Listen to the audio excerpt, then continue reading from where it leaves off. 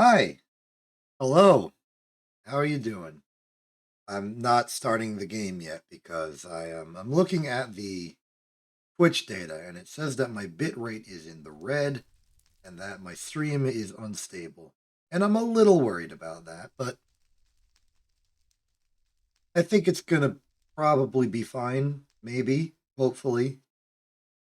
I'm looking at it and it's like it should be fine. I don't know if it's really going to be fine, but we'll see if it's fine. Let's start with all the everything. Hello. This is the first Greg Tech stream in a while. Over 2 months at the very least, probably more. Not that much more. It's 2 months. 2 months is a reasonable assessment. And a lot has changed. Let me go through some of the technical details that have changed between this stream and the last stream. Step 1, look at all my items. Instead of the durability bar, it has all been generalized into a convenient percentaged number, which you can now reference. Thing number 2, I forgot to turn on Excels. Hold on for a second. If that's important, I need Excels activated. Bad side, we're gonna have the Excels from the Zelda stream, but that's okay. I can fix that quite quickly.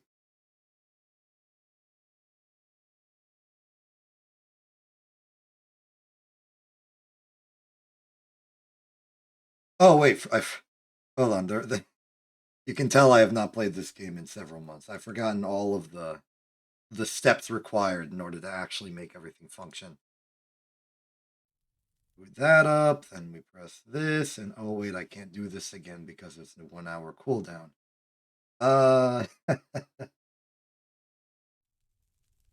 You know what? It's fine. It's fine.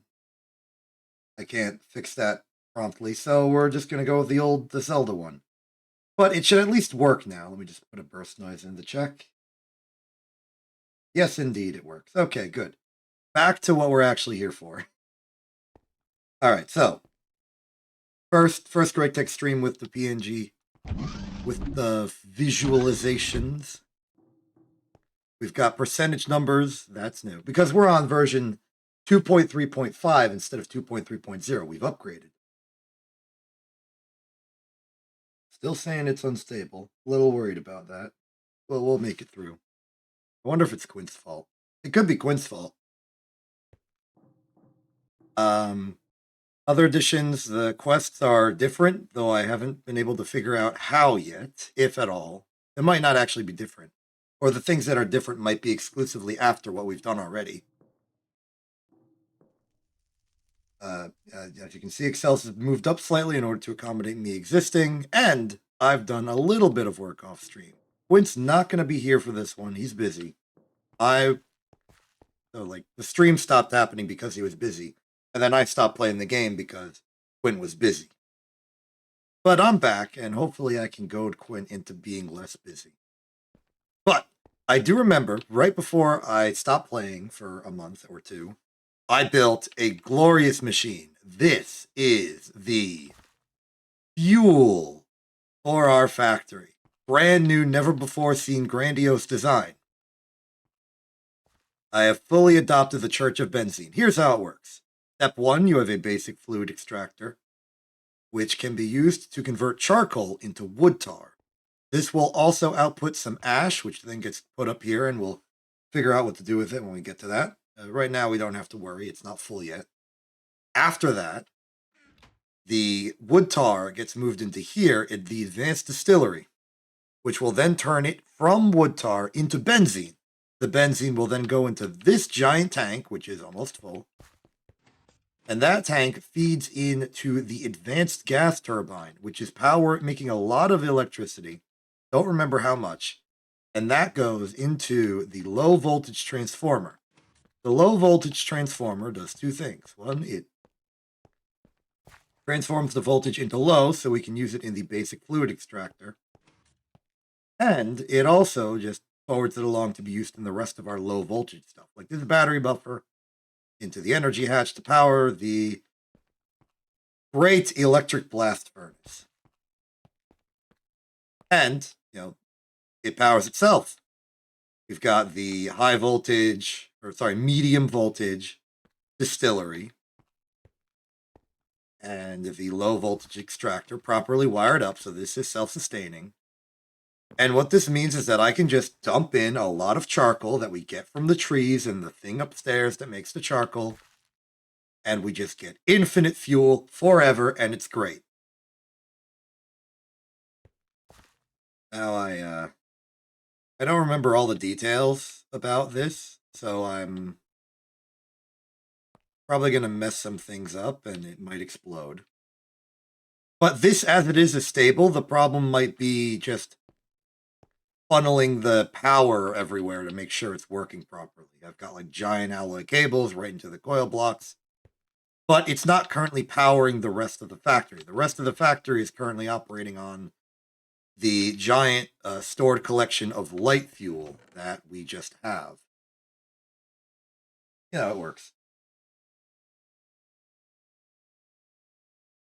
So, we need to start getting this factory up and scalable and producing and good. And I decided I would take this stream before Quint comes back, if Quint comes back, to sign of casually for myself figure out how to do that. And remember everything that I'm doing and how to do it. Because it is a mess. Starting off, I was looking at all the quests, and I went to the Bio for the Masses tab. And it is advertising to me, one, the fact that we're in benzene zone now, and the advanced coke oven. The advanced coke oven will produce a lot of charcoal out of wood really quickly. A lot faster than making the million coke oven bricks. That's good. The other thing we probably want is to automate the production of wood itself so that we don't have to keep running back outside, chopping down the giant trees, bringing them back over to the charcoalifier and charcoaling it up. If we can do that all in one step, I think that'd be great, or if it's just done automatically. So the advanced coke oven is something we need, and we need to figure out how to make that. So I'm looking.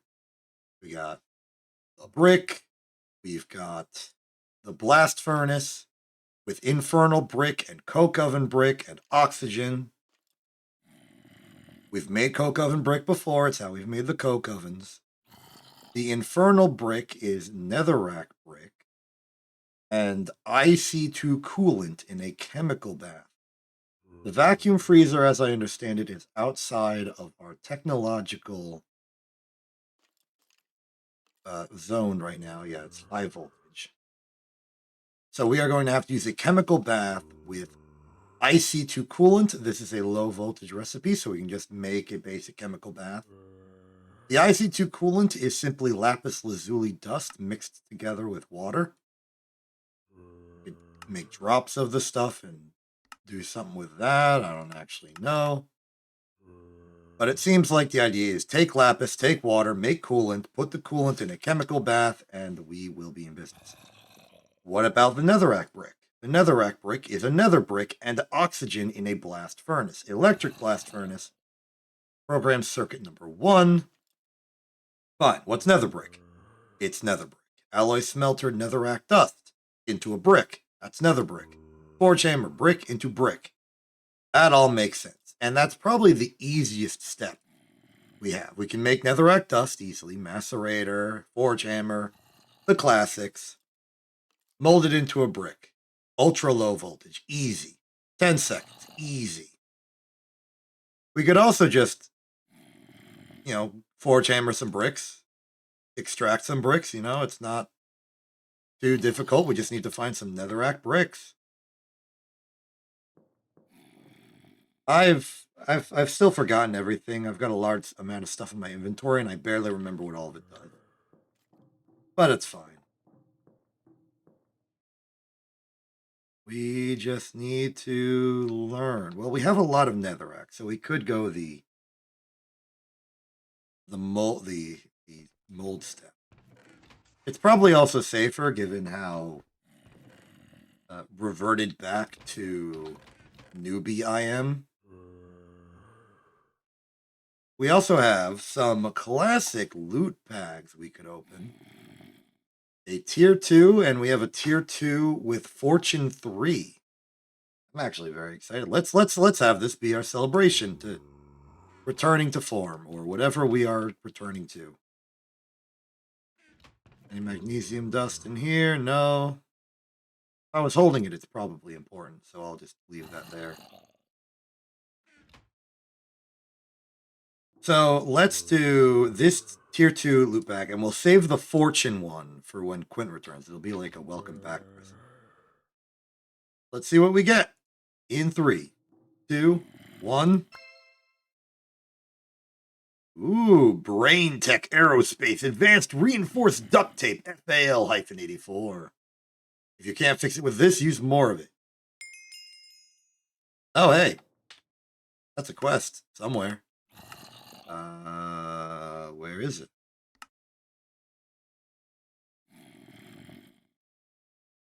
We got a quest to find. Maybe it's something to do with power or multi-block goals. We're looking for. Ah, here we are. When you reach medium voltage, you can make your own duct tape in case you have to move your multi-block machines around. Duct tape will fix all maintenance problems in any multi-block machine. Great. Now we can pick rubber, carbon, glue, or another bag. And we didn't have to do a thing. We should probably examine this if we want to make tape of our own. So to make tape, you use glue, refined, or other types of adhesive in some capacity. Rubber sheets, raw carbon mesh. Rubber sheets we're very familiar with. Carbon mesh is a bioorganism mesh in a blast furnace. The assembler of raw carbon fiber could also be done. Raw carbon fiber is an autoclave of carbon dust. No, I don't think we ever built an autoclave. Crystallizer, huh? Cool things. What about this bioorganism mesh? That is another. Yep, that's autoclave. So it's strapped behind autoclave technology, whatever way we want to do it, and that's fine. Meanwhile, I won't get the reward yet. What are we missing?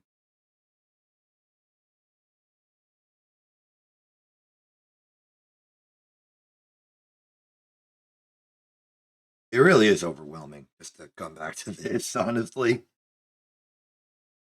Well, we'll figure it out. We'll learn.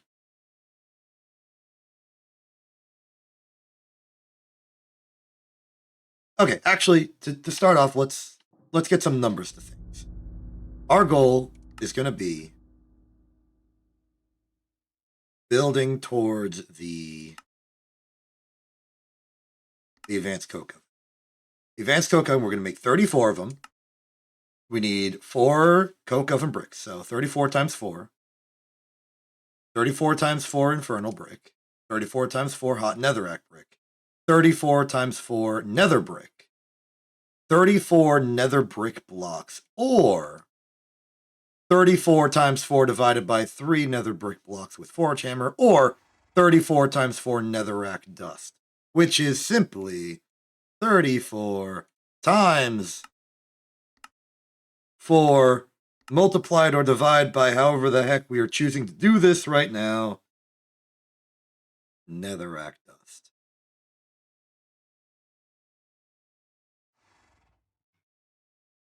Can you just get netherrack dust from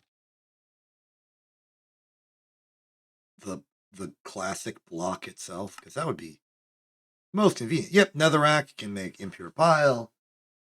So that's 1-to-1. So it'd be 34 times 4 netherrack through this method. You can assembler it into things. Those don't seem relevant. Okay, 34 times 4 netherrack dust, or nether dust, or netherrackian dust. We probably have some already. Yep, there we go. That's that. And it looks like we'd probably need, let's say, 2 stacks. Not exactly, it's like 2 stacks plus 8. But 2 stacks. And we've got that supply. Nothing to do but Build our machines. Remember how to do everything. We've got hardened clay for some reason. I assume Quint wanted it for something. Or, no, wait. I remember it was something about making silicon. Lot to learn, lot to relearn. So, one. You put it in the bag, you cunning fool.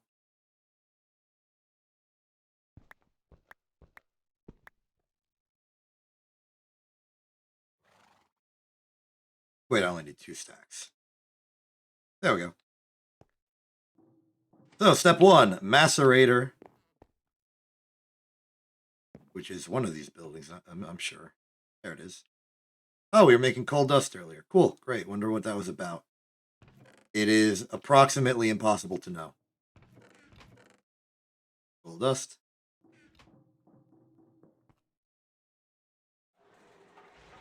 So the machines are currently being powered exclusively by the basic combustion generator with light fuel. And I just want to make sure we have enough.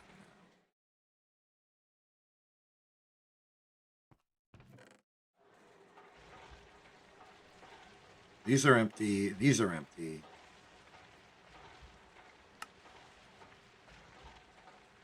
Just want to siphon that out. We got hydrogen. Should probably sort this manually just so we have all the materials next to each other. Here are the empties. We've got a lot of hydrogen. Pretty fundamental. A lot of light fuel. A lot more light fuel. Molten red alloy, but like barely any.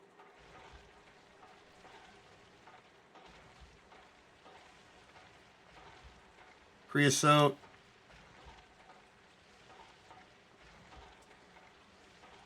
Methane, you're not creosote. We got the oil. We got the. Oh, this is more benzene, huh? Cool.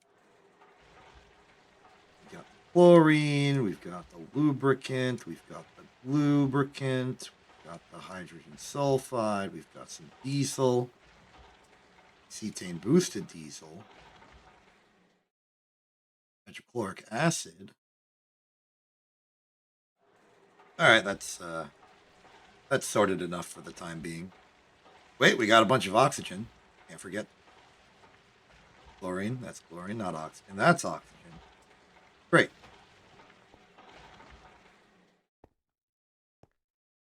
Two, 4, 3, 1. Okay.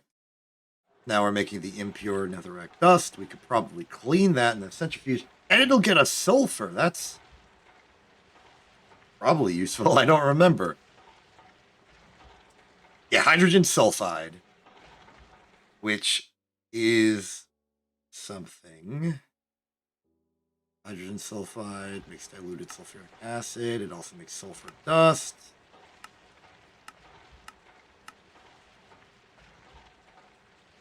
Electrolysis can turn hydrogen sulfide into hydrogen and sulfur, but we already have that.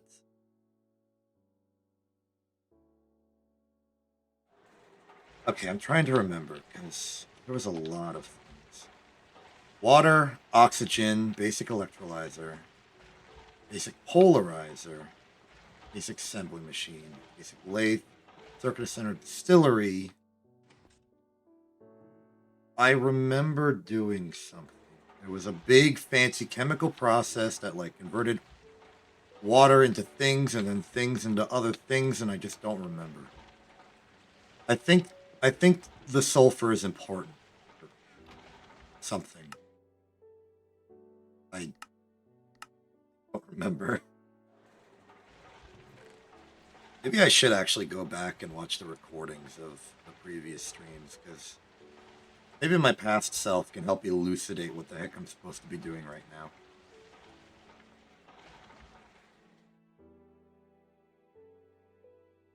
Would help.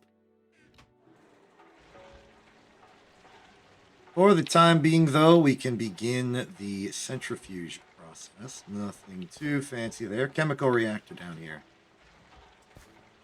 Okay, so I do think sulfur is canonically important. So I want to know what you are, what you do. Sulfur dust.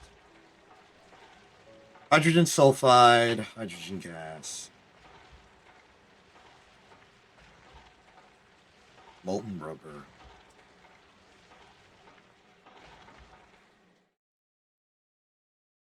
Rubber dust plus sulfur makes molten rubber. Sodium sulfide? If we're doing battery technology, maybe sodium sulfur. Sodium dust. Will make some.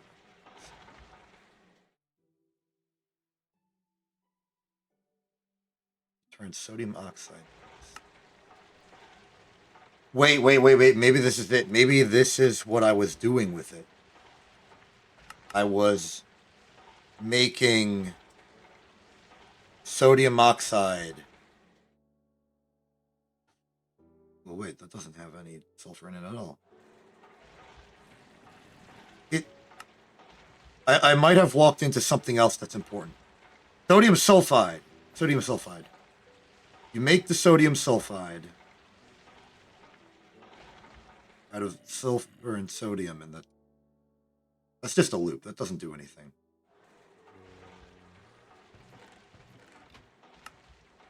Tier 2.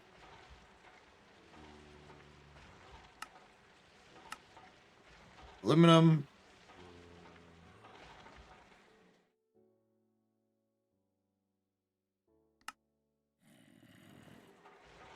Raw aluminum plus stuff.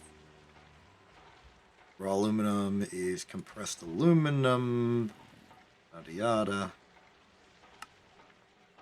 I'm probably not gonna figure this out. It's fine if I don't.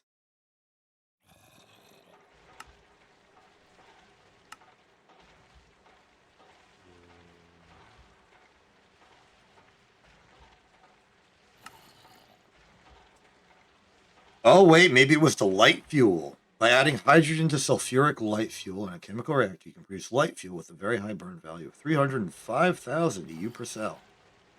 Also, the main component of diesel, an excellent fuel that becomes available in medium voltage. The remaining hydrogen sulfide can be used to produce sulfuric acid for tons of stuff.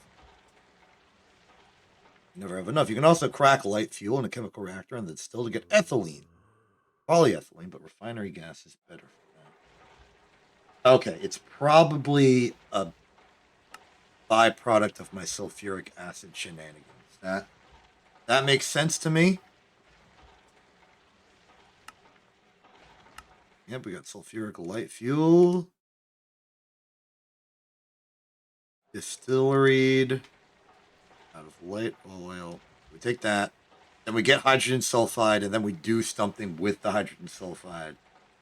Probably to get sulfuric acid.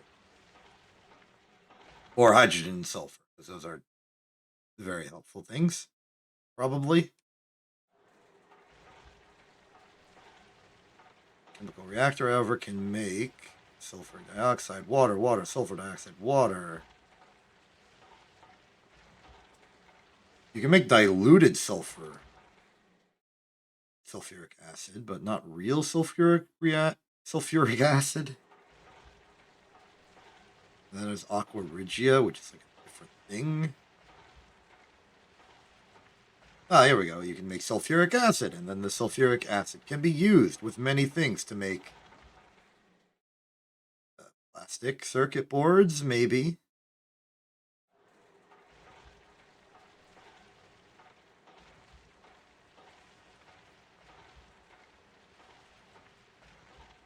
Grog. I don't know what grog is. Phobos and Deimos, somehow.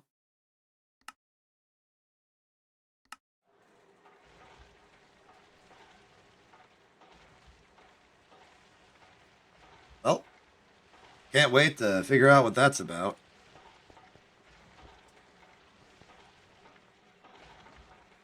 And glad to see that we do indeed have sulfur on the production line. We're doing it. We're building. We're assembling.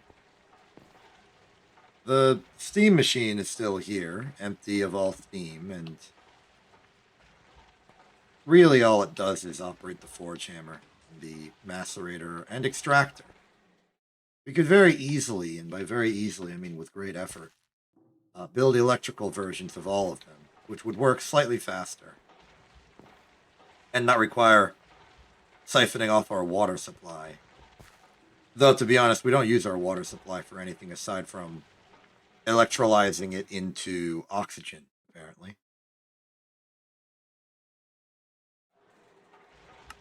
What do we need for that process? It looks like there is a step to this. Electrolyzer. Yeah, okay, so it's water. You electrolyze it on setting, we're on setting 1, so it's probably making the hydrogen go into the fuel cells and the oxygen here. Then we take the oxygen, put it in here in order to start doing this stuff in the blast furnace for speed. Probably to make steel or aluminum ingots. Oh, wait, it's aluminum ingot. Here we are. Check out the blast furnace. We can do it with raw aluminum. We can do it with aluminum dust at high voltage. We want medium voltage, though. Medium voltage is looking like a concentrated bucket of... Oh. That's the high voltage. Nope, we need raw aluminum. Raw aluminum is only made from putting molten aluminum in a Tinker's Construct smelter and waiting for it. But we can do that with aluminum dust. So if we can get aluminum dust, we are in business. And how do we get aluminum dust? Easy. Centrifuge out a DOB comb. Cobalt brass, canthal magnesium, cryolite. There are so many options. I am overwhelmed.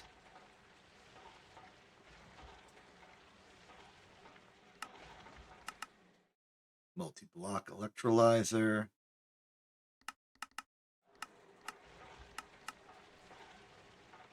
Cryolite dust, fluorescent, nitrochrome, hibonite, aluminum fluoride, ruby, sodalite.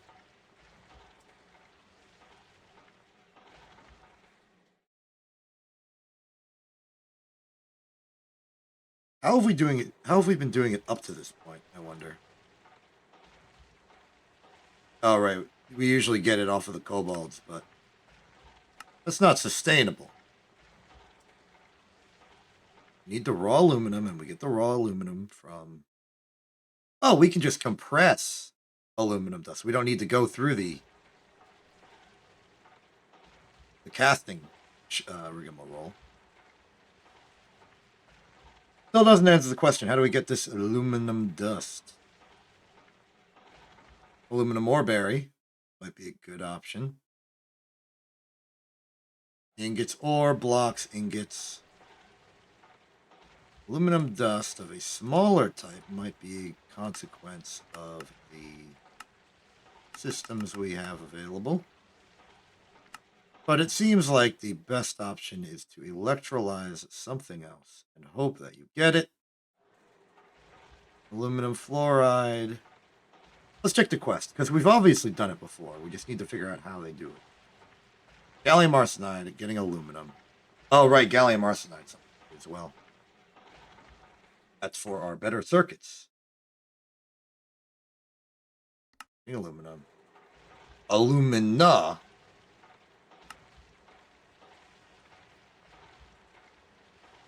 From almantite. Year-old. Cryolite. So cryolite ore seems like the important thing. It's in the Twilight Forest. Makes sense. So we get cryolite. We macerate it, get the crushed cryolite. Then we can do things to it. And one of the things we can get is alumina. But cryolite dust itself can be electrolyzed into sodium and aluminum, as well as a lot of fluorine.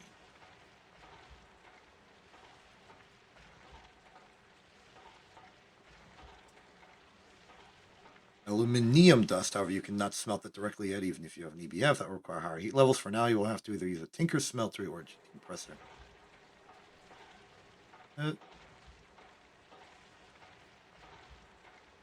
So, alumina dust, clay or hardened clay. That's why we were getting the hardened clay.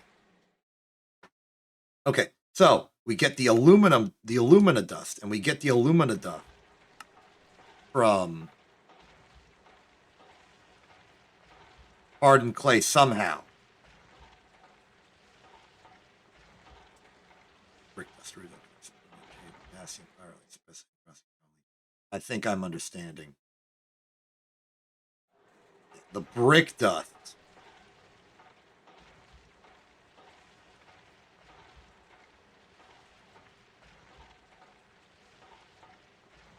From hardened clay. Is that where I'm getting with this? Clay dust. Clay dust, possibly.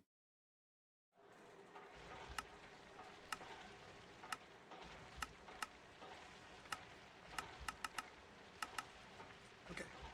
Bear with me. Clay dust. Mastery bricks for clay dust. You centrifuged fire clay dust. Not what we need. That's not what we need.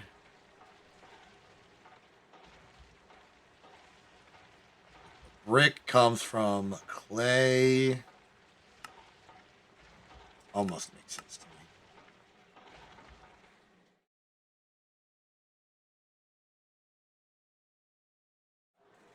Get the hardened clay. Got the hardened clay.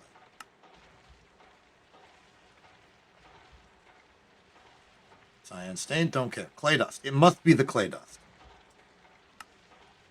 Electrolyze the clay dust, you immediately get alumina. Okay, 16 clay dust. Electrolyze it in medium voltage. You get alumina, you get lithium, you get sodium, you get silica. Those are all useful to us. Do we have a medium voltage electrolyzer?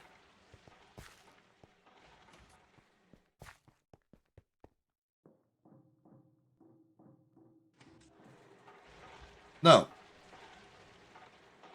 So that means that's not the way we've been doing it, but okay. It means that's a way to do it once we get medium voltage. Hardened clay. However, you need a medium voltage machine for that, so you need to find an alternative until you have it. Right, we have not done the alumina strategy because we have not had that clay. Okay. Aluminium dust. Tinker smelter or GT compressor. Tier 0 quest for aluminum dust. Okay, tier 0. Cool.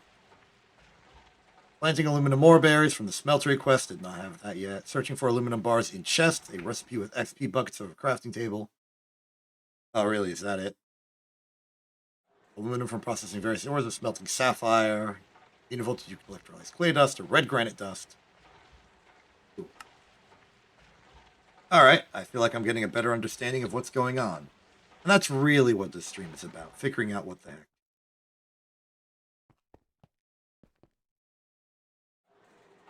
Fortunately, I can stall for plenty of time because the centrifuge is taking forever, and I'm fine with it taking forever. I just want to eventually be able to comprehend everything going on.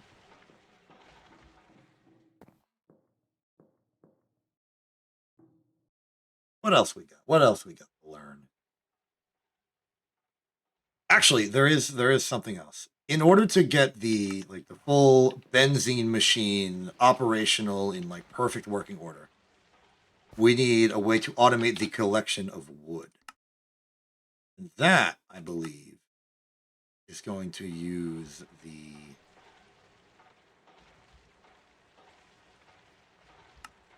bonsai technology.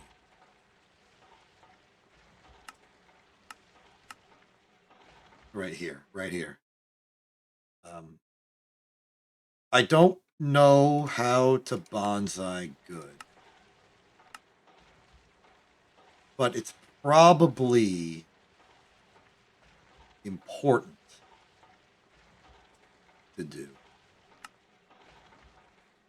botanica stuff. That's more magic.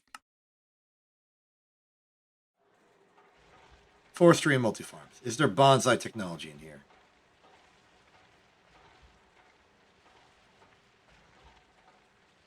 Forestry or trees, not the point, not the point.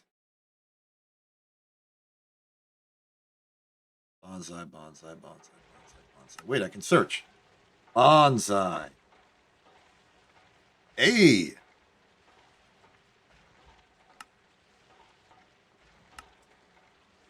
Okay, let's see. You can take vanilla tree saplings and place them directly on crop sticks. This will give you a bonsai tree. Bonsai trees will give you drops just like a tree, but without the wasted CPU of planting all the tree blocks just to chop them down again. This can be significant overhead on a server, so if you want to be nice, breed some bonsai trees for your pyrolyzed ovens. It will also drop a ton and are fast, especially statted up, so there's no reason not to. You can automate them. Okay. Can they be automated? How do I automate? New plants you have grown on your crop sticks. You can harvest a crop by right-clicking. Left-clicking will destroy the plant and drop a seed bag. This is not guaranteed, however, but the chances rise as maturity does. Collect 8 seeds of any kind to complete this quest. Filing cabinets are recommended for this. Very good, very good. A lot of stuff to work with. Not really sure the details, but it seems that we bonsai.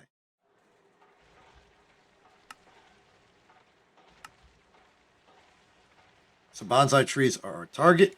So let's train. Let's teach ourselves the way of the bonsai.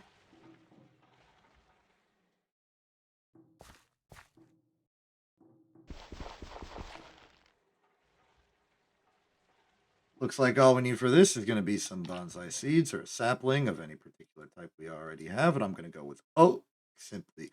Actually, no, I'm going to go with spruce simply because it's the one we use outside. Take these crops. And I just put them here. No, they got to be on farmland. Great. Cool. Well, that's simply a matter of getting a farming tool. Here's one right here.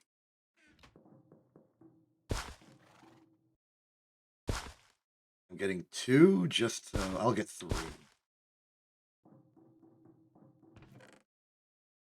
3 crop. 1, 2, 3. Cool, cool.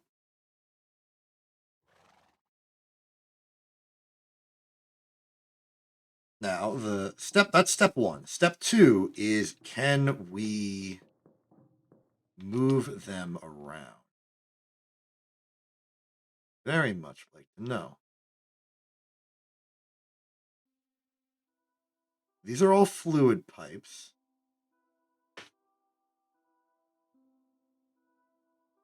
Item pie, item pipe. Tin item pipe, osmium item pipe. Looks like item pipes are made out of very particular materials.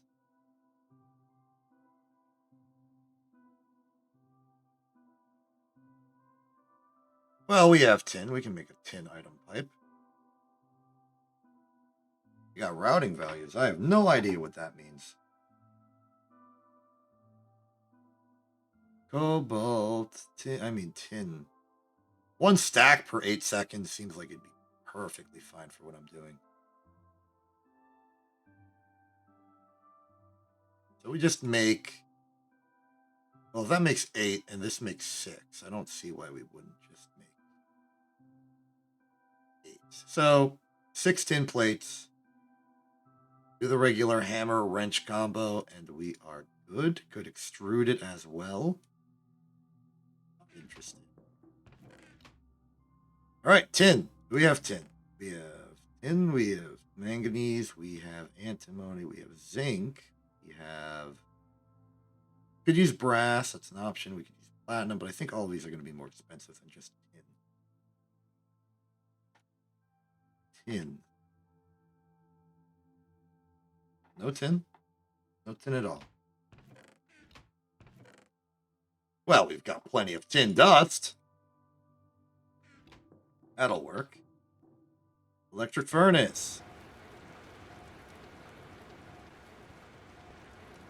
Yeah, how's power distribution going? You have power. How's your output going? Output is bundled around 16 and 8. We got double pack tin cables, so we should have plenty of current. Keep that voltage up.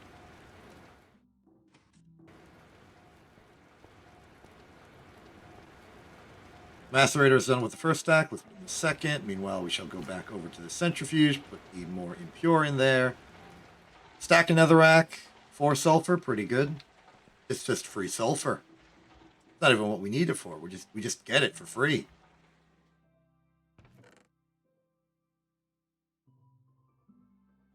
We've got some cryolite. We could convert that.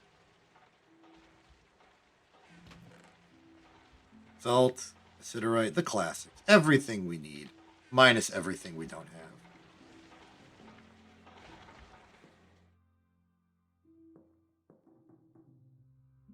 Well, they're that. Let's see if I can remember how to do everything. Which machine makes the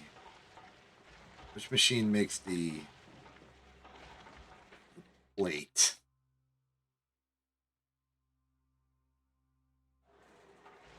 Bending machine on setting 1. Okay. Here's a bending machine on setting 1. Good.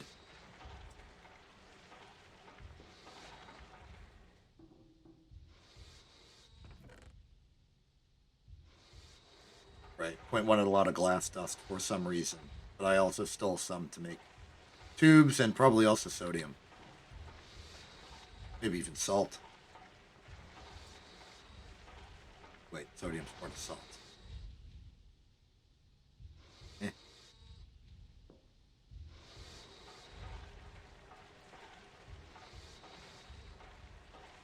There we go. There we go. Tin plate. Okay. Next step in the process trademark is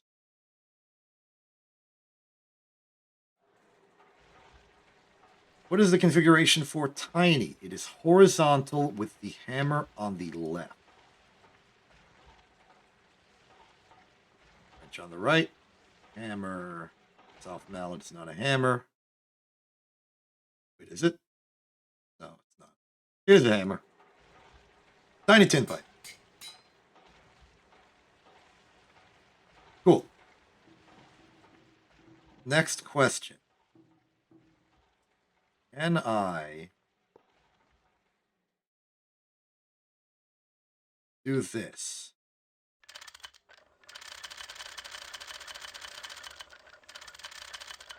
No, and it's losing durability on my wrench. My hope here was that there was a way to automate this, like the collection of bonsai material.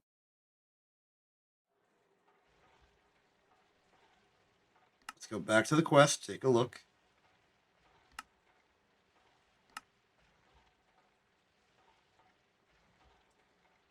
For automation, you're still stuck with using bonsais, not regular trees.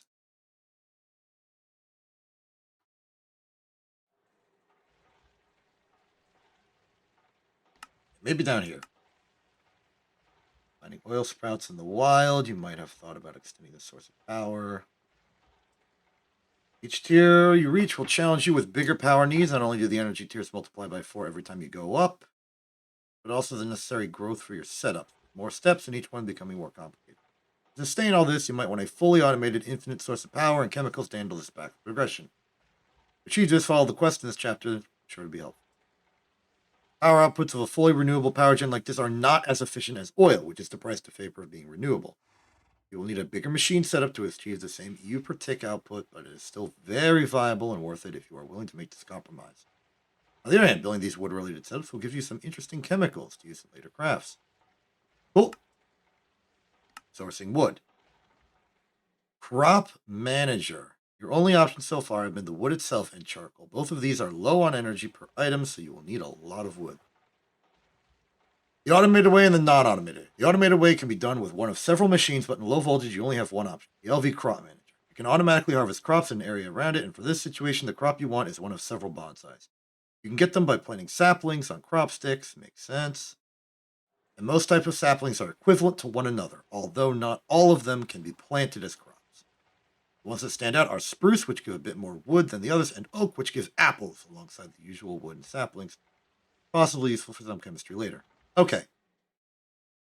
So it looks like, from everything I've read in the past 2 minutes, we need a crop manager.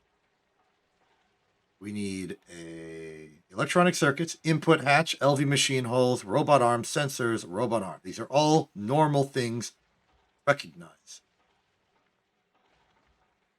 Steel sense blade, I do not recognize. But it appears to just be plate ingot of steel. I can do that. Oh, look, past self was already on it. Cool. Okay, let's get ourselves some robot arms, some sense blades, and the like. Start with the blades. They're the simplest.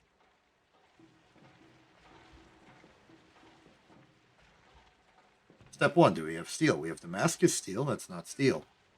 I mean, it is steel, but it's not the steel we need. Damascus steel is over-engineering for what we're trying to make. Other thing I want to know is if we have any spare mechanical components that I could just use instead of having to build an entire freaking arm. But hey, you know, it happens. We may just need to start there.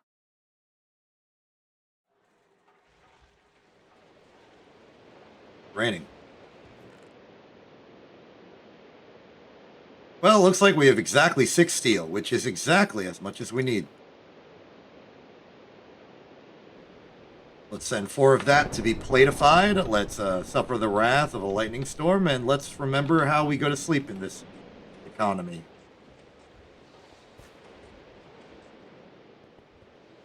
Do beds exist? Are beds real? Because I'm looking around and I'm not seeing any.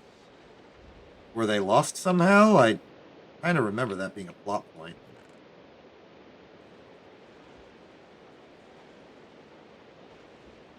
Huh.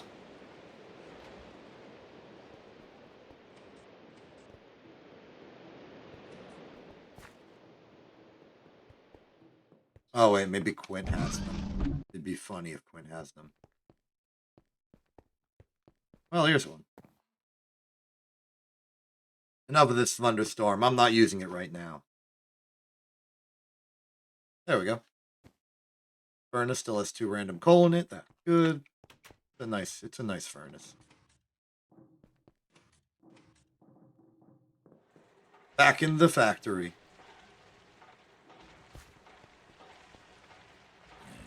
Macerator going at a good pace. Distillery going at an acceptable pace. Centrifuge, sorry. You can understand my confusion. We've gone through about 2/5 of the power I've given the machine from the light fuel.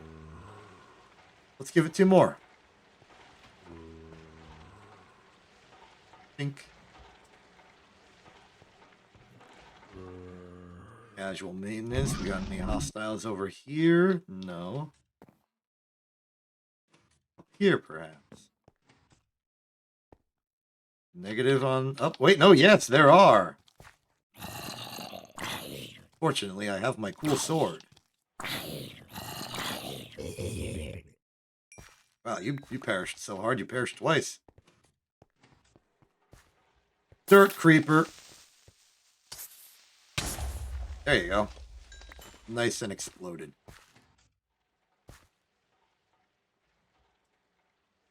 Torch.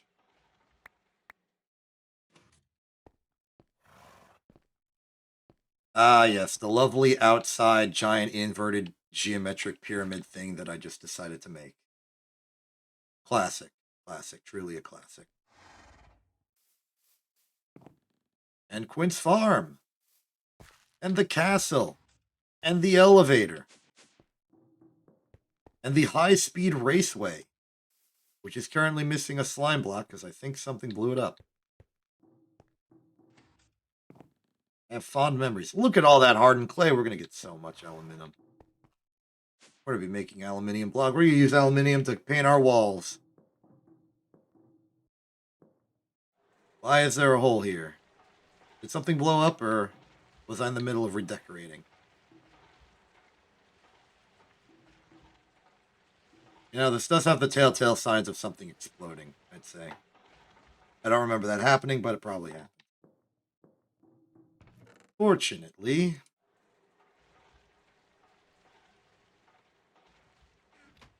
I have almost everything I need.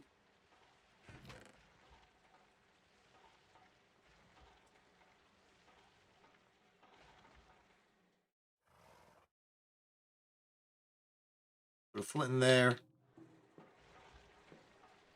I'm not actually sure. Hold off on the dungeon floor for now. Only thing I know for certain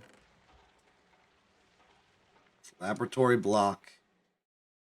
Laboratory block. These are this is clear panel. I'm holding clear panel. That works. Now we need laboratory floor, 2 enameled wall.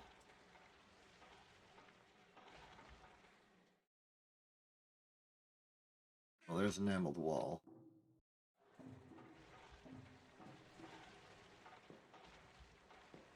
We also need another flat lamp to replace the one that used to be right here. And here. Good, good. Then we need, okay. So a direction console right, a direction console left, and a laboratory floor.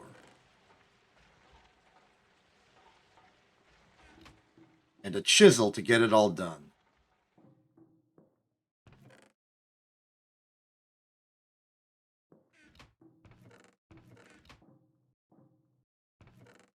Chisel. Get it all done.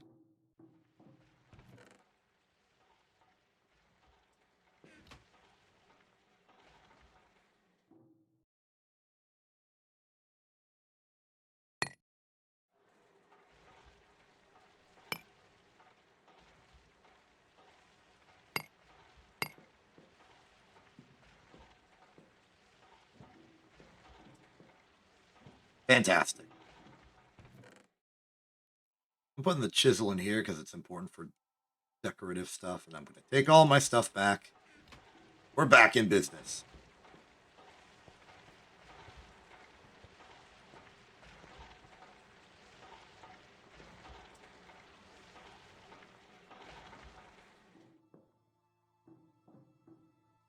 All right, back to the machining we were doing. Let's make the scythes.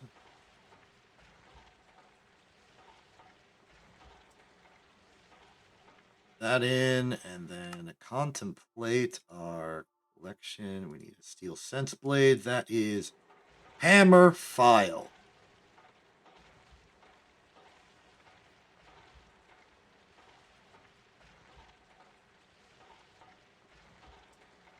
Looking for the file.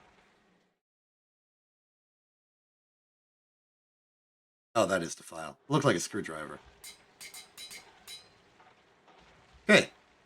Steel sense blades acquired.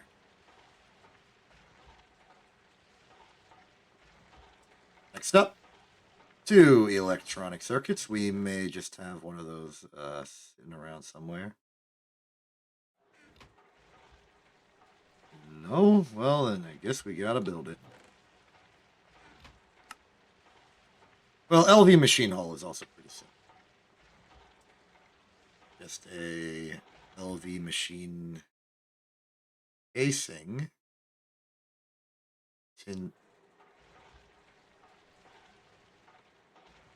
Wait, why are there 2 recipes and one of them's just objectively better than the other?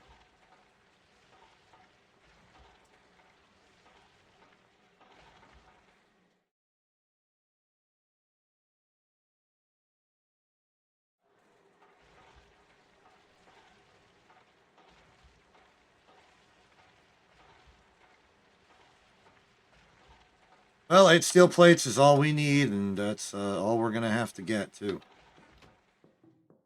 We are, I believe, out of steel. No, we have 4.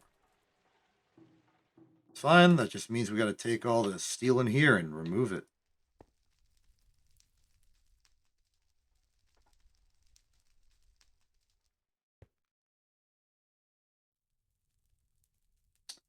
Right, I forgot that takes forever.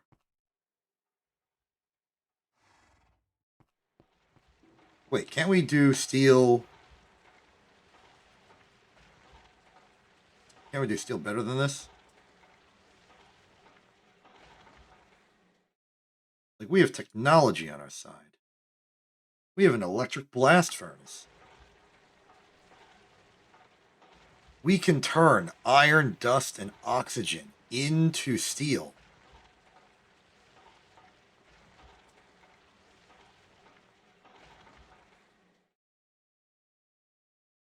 It prefers if we use... It prefers if we use wrought iron dust. And wrought iron dust can be... Well, I remember how to make wrought iron dust. It smelt iron ingots, and they'll turn into wrought iron ingots. And I suppose that is just sort of a quick and easy way to do it if you're making an automated system. Because that's just one additional step on the assembly line.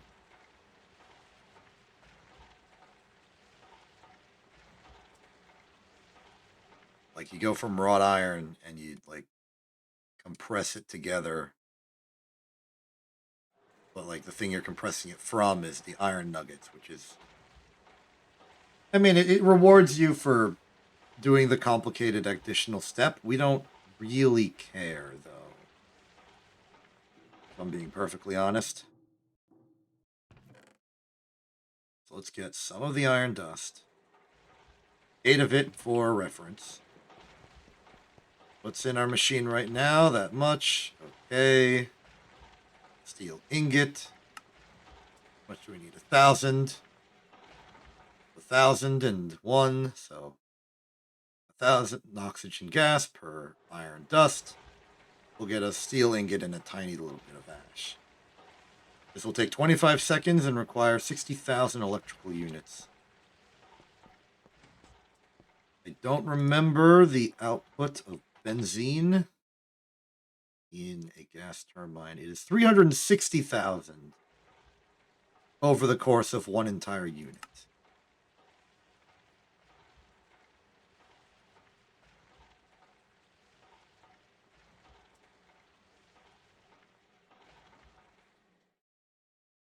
I'm missing something. I'm missing a fact I need. It's knowledge I require.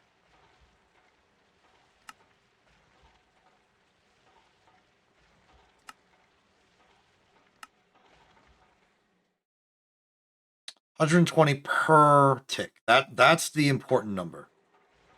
As long as we can match 120 per tick. And we should, because we have an advanced gas turbine. So this will do 124 or so.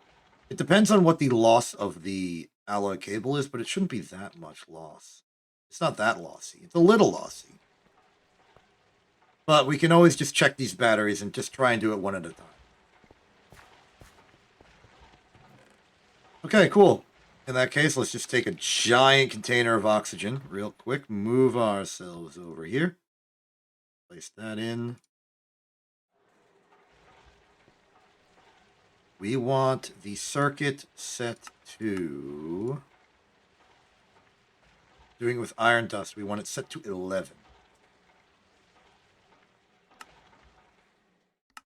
Okay. Run it.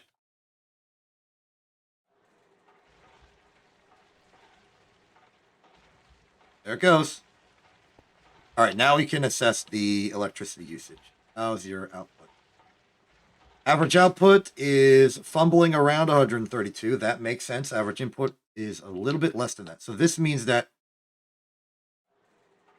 over time, we should be losing stored power.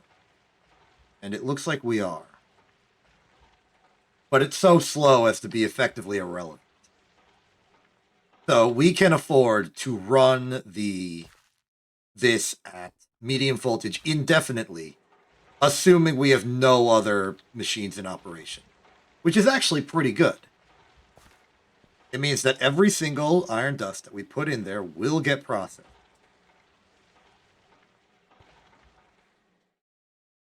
And it's going quickly, or... Well, I mean, it's only 25 seconds. It's much faster than anything else we have. So I guess I just got to get used to that.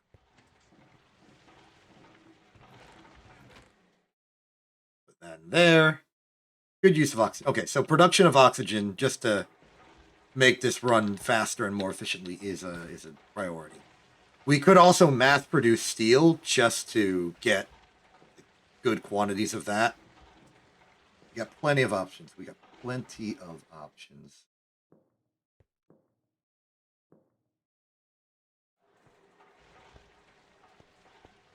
And it looks like cells is finally being used. Fantastic. Oh, right. I made 2 battery buffers. This one's for the blast furnace, and this one's for the rest of the machines once we make the rest of the machines. I remember now. Great. Fantastic.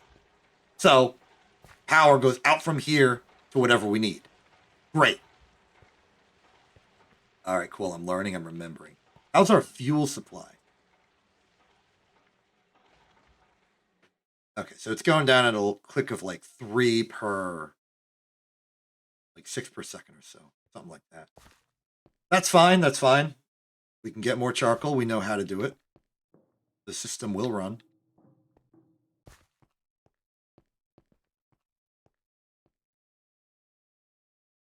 Iron is almost done. Fantastic. I don't know what we'll do with the ashes.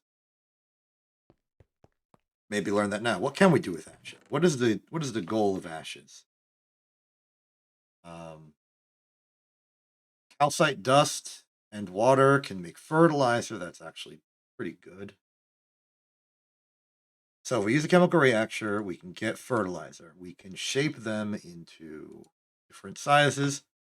Gold and soul sand make solarium.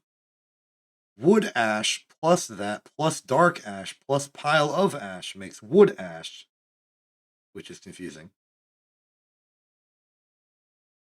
A full potpourri of a bunch of stuff, including ashes, will make living matter. A different potpourri of a bunch of things will make spooky leaves. Carpenter can turn dirt and ashes into compost, I assume. Combining with oily propolis and peat will make bituminous. Other bunch of plant stuff. Mixer, another way to make solarium. Concentrated compound can make fertilizer as well. Combining with apatite will also make fertilizer. Combining it with dirt will make compost, which might be useful. Centrifuging it will make a whole lot of random stuff, which we can then probably extract things out of to make things. Like, look, that's iron. That's sodium. That's cobalt. No, wait, sorry. That's sodium, copper, and oxygen. My bad.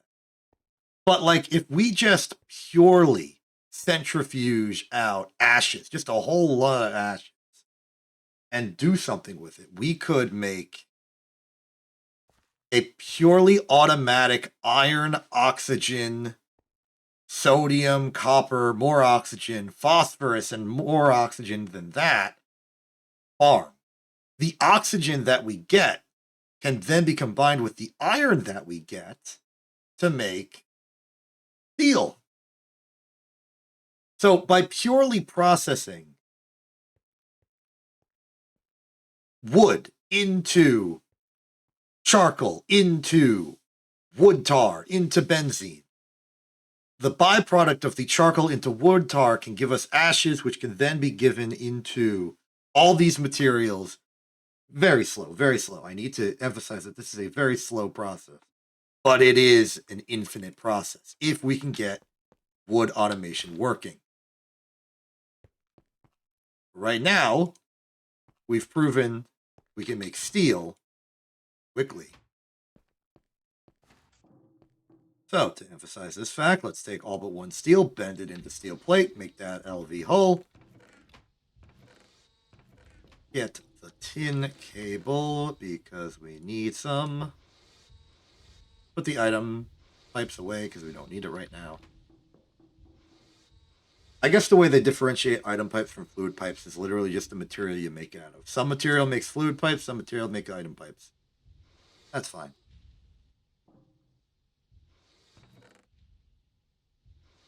Got a lot of arsenic, that's probably important.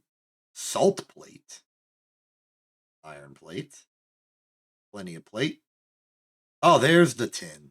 We didn't need the processed new tin. We had tin. Still good to process tin though.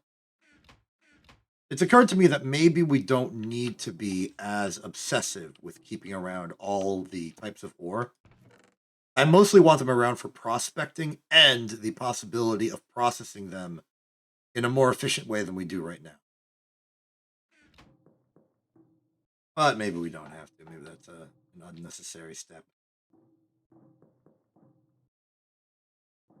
All right, the netherrack dust is fully done being macerated. Now we must simply wait for the centrifuge to be complete, and we will have all the netherrack we need for the coolant, which, if you recall, was the thing we're working towards in parallel to everything else we're working towards. It's a little fun having multiple things being worked on at the same time. You can hop back and forth, and so you don't get like bored or burned out of one particular one.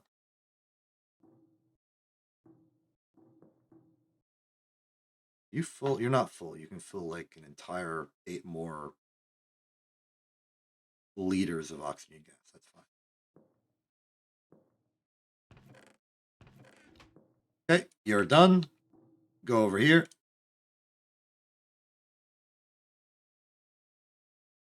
I'm not worried about the wrench durability right now. It's fine. LV machine casing. Now, let me know if this actually works. It does work. They've made machine hulls easier to build, you fools. Why is that, by the way? They just made it easier. All right, next up, so we've got the LV machine hull. We need the input hatch. We need the 2 circuits. That's another machine hull. And a tank. Where are we going to get a tank? Assembly machine says it's just obsidian glass or strengthened glass and 2 iron rings. Probably a lot easier than doing this. Where do we get the strengthened glass? Thickened glass plus obsidian. Alternative is strengthened glass, which is tin, saltpeter. We don't have saltpeter. I'm not doing that. I'll just get some glass. We've probably got some around.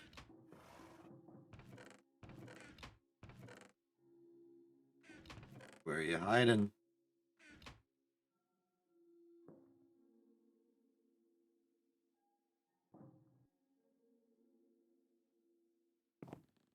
I know we have glass because Quint needs so much of it for all the Quint things that Quint's doing. But did we run out of strengthened glass particularly?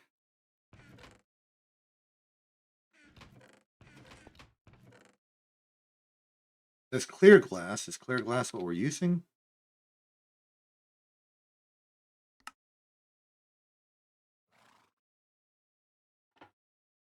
No. No, it is not. Tank. Obsidian glass is thickened glass, which is clear glass. Okay, so it is clear glass, just thickened glass. Then we need obsidian dust. Obsidian dust is not something we have. Did we get obsidian? Macerate obsidian. I could have guessed.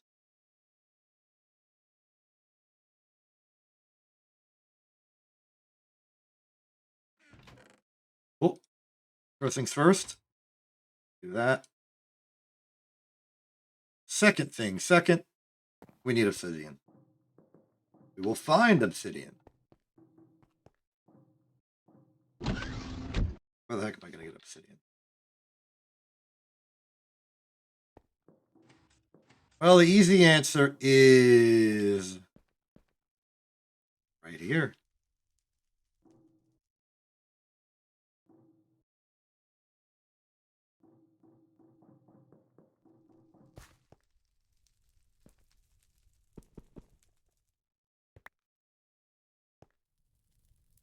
Okay, that's step one.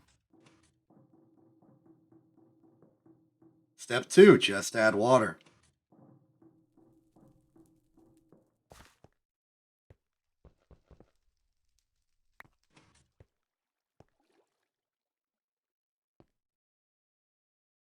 Putting the healing axe on just because I'm running out of food. Excellent. Now we simply need to dig this obsidian.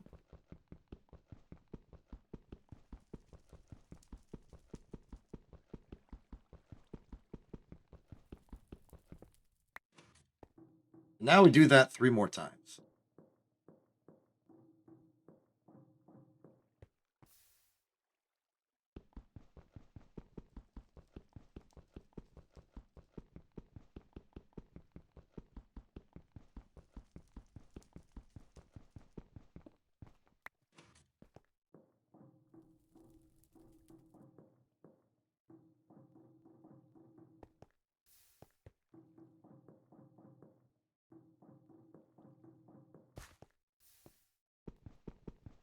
I'm honestly pretty relieved at how back into the swing of things I'm getting. I was worried that this would be a complete mess and I would be overwhelmed and forget everything. But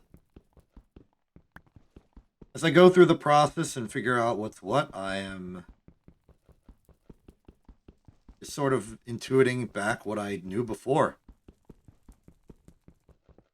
And although it's like dauntingly large and intimidating, it's not too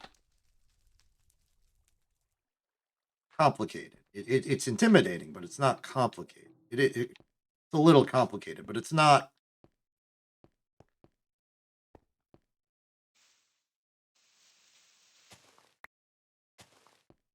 You know what I mean.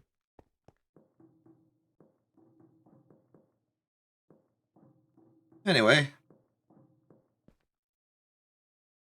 macerate that, why don't you?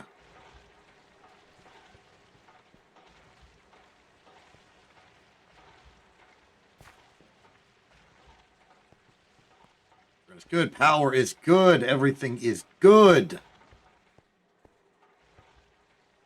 To fluid extract, we simply put things in here. It's so simple.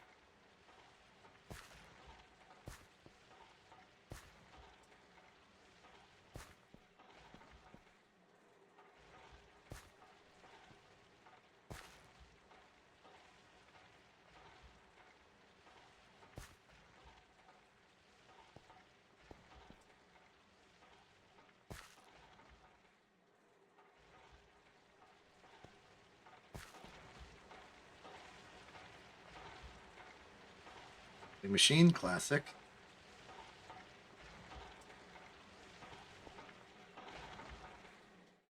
There's 4 obsidian dust.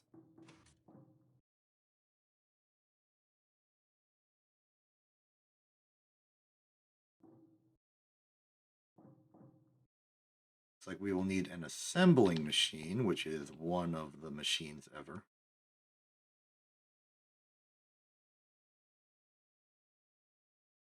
Thickened glass usage and assembler to make tank is done through. No, wait, we're making obsidian glass right now.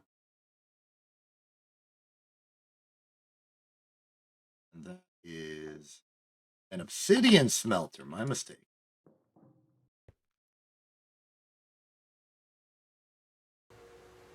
Alloy that up. Meanwhile, in the immediate future, we will need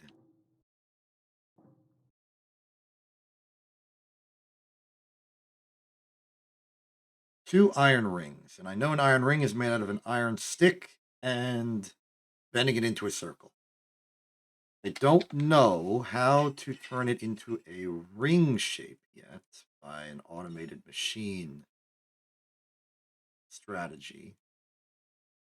It appears to be a fluid solidifier, which makes sense. We do not have a fluid solidifier, I think.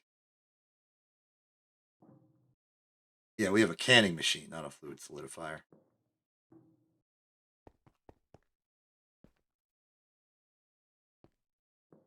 There are definitely some gaps in our technological machining. We can't do everything just yet. So, iron ring. That's, what is that? Hammer, file, this, that, that. Maybe it's a wire cutter. I forget. I'll look it up. Ah, fool that I am. The iron rod goes in the middle, and these are vertical. How silly of me. Did not know that very particular fact. Okay. The assembly machine. Put that in. Put that in.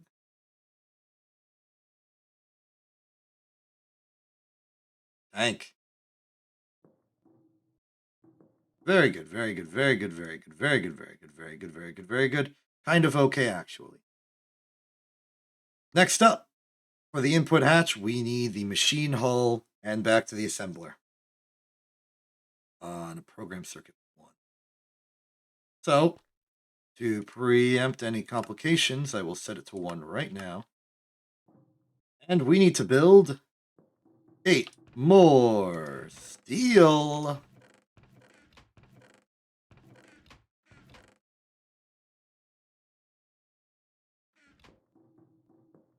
Let's do that. First step first, we need to make sure we actually have oxygen for this procedure. Fortunately, another large steel fluid cell full of oxygen will get the job done. Put that in. Put that in. And in about 3 minutes, 20 seconds, we should be good. And instead of just going straight over there, we can get the oxygen out of that. Put it in.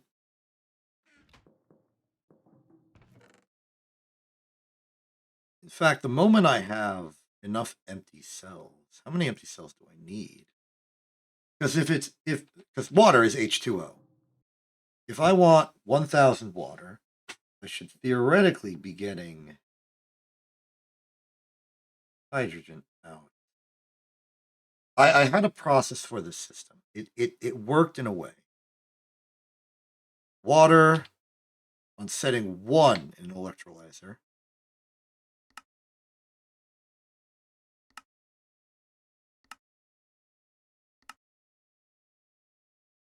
Setting 1. That will make... Oh, wait, hold on. It's backwards. Water at setting 1 will make an empty cell with a stack of water equal a stack of oxygen and then 2 hydrogen gas. This is probably preferable.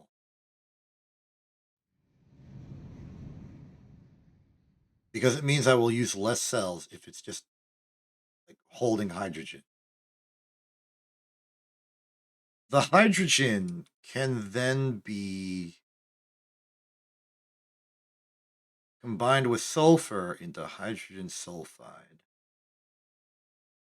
The hydrogen sulfide can then be, I don't know. I mean, hydrogen is not without use as well. In fact, I think hydrogen is a fuel in the electric blast furnace. Yeah, you can use it to turn things into other things, like um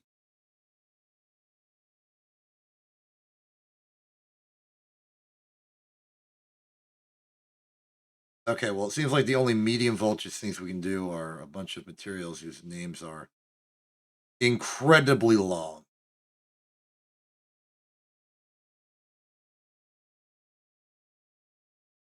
Worst case scenario, it is a fuel. We can use it as such.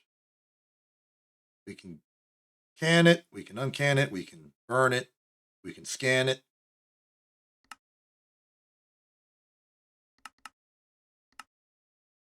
We could mix it with chlorine to make hydrogen chloride.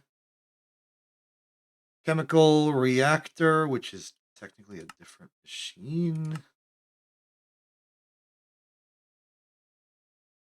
Yep, hydrogen sulfide. So we could turn it into light fuel. We could burn it. We could do something with it. But for right now, hydrogen is awkwardly a waste product. Not entirely certain what we want to do with it. Like, I'm sure all of these chemicals are useful to us in some way. There's just so many permutations that I don't know what.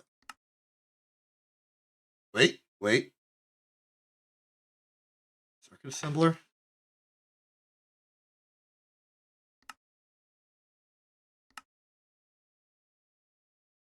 Electrolyze it into hydrogen, sulfur, and oxygen, but that's sulfuric acid, which that's zinc sulfate. Hydrogen sulfide, however, is what we have, and that can just make hydrogen and sulfur again. Or Miranda.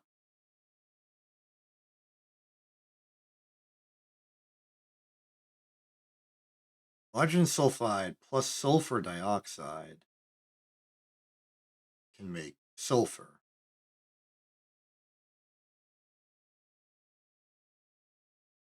So it's a sulfur multiplier? I don't know. Has it been 3 minutes, 20 seconds? Yes, it has.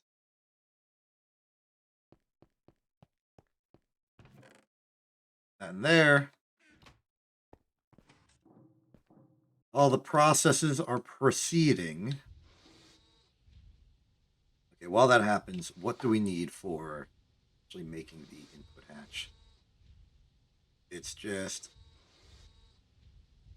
refined glue. Just refined glue.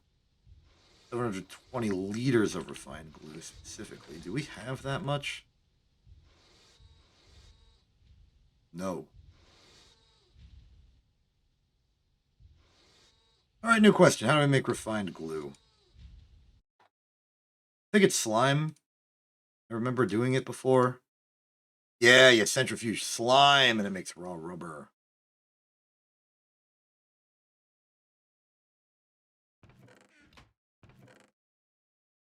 I mean, that's pretty easy. What's the conversion rate on this?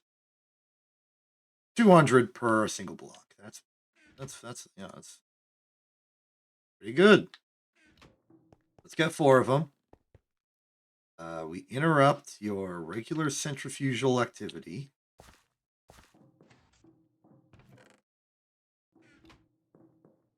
Let's just put away some of my bigger cables.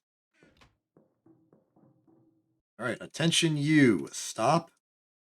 We have a new material we need to process.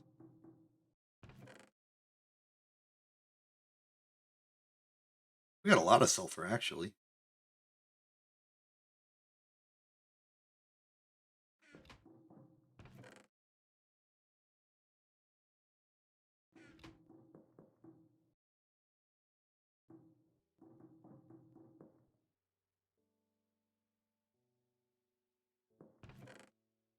I could just dump the rest of the netherrack dust into a cauldron of water and just call it done. But, like, I'm in no real rush. And free sulfur is free sulfur. It's sulfur we don't have to worry about. Mm-hmm.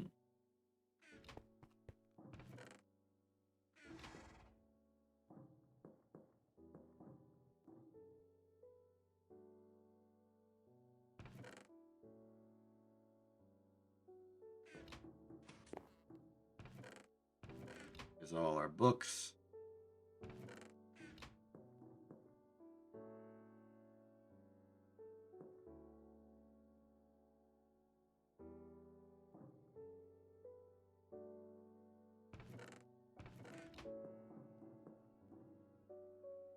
All right, mission accomplished here. Let's put that back in. Let's get the...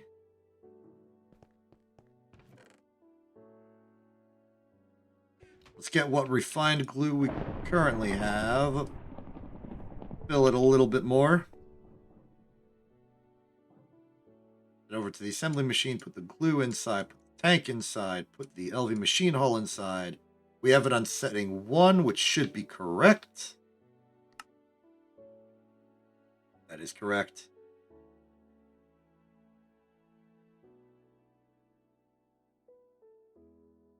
Wow, what? No. Insufficient power. What? We're full on power. Oh, is it a power problem of throughput? That's fine. That's fine. I can fix this. We have battery. Oh, hey, look, the battery has a percentage now as well. That's so convenient.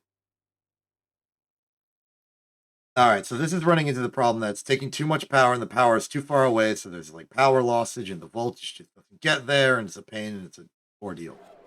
Fortunately, what was that?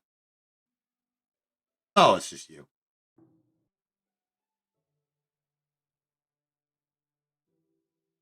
Right, because I took out the battery from the battery buffer. Your stored power is doing.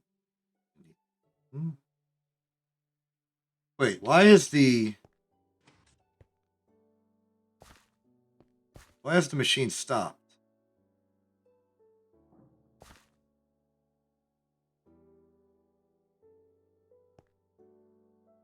Is the centrifuge pulling that much power? No. What's pulling all the power?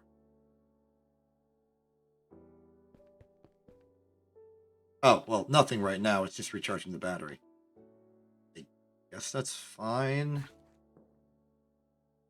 Power stuff is a little bit an ordeal. Either way, we have our input hatch. Let's put that in the collection of materials that we now have as part of our grand construction. That's correct. Okay. Input hatch. Steel sense, machine hull. Now we just need the other complicated parts of this. Sensor, 2 arms, 2 electronic circuits, which is actually 3 electronic circuits, which is actually 5 electronic circuits. Cool. Can we cheat the system by making purchases? I would like to make a purchase. Let's see here. Survey is saying no, I'm not seeing any circuits, but I am seeing the materials needed to make circuits, which is close enough.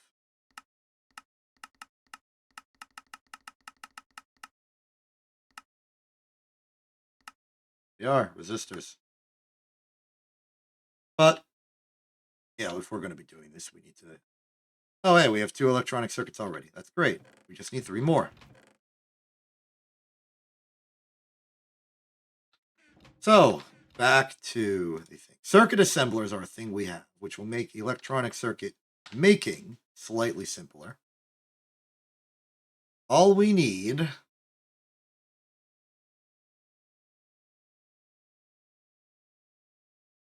here we are. Molten lead, molten tin, or molten soldering alloy. I'm going to go with molten tin, simply because. Circuit board, resistors, red alloy wire, vacuum tube. That is the basic recipe requirement. They are also apparently in tier 1 and tier 2 loot bags. It's a potential gift reward.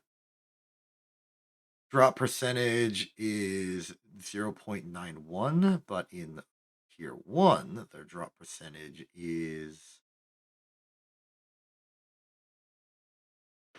off the dang chart, it seems. Oh no, there they are.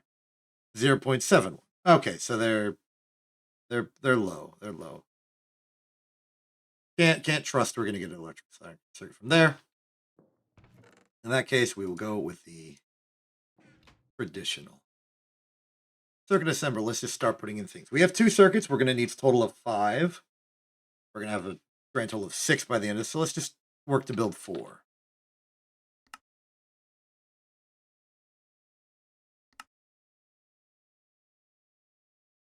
So, red alloy wire is easy to come by. Just take some red alloy, put it in a wire. We want 1x red alloy wire and 2 per.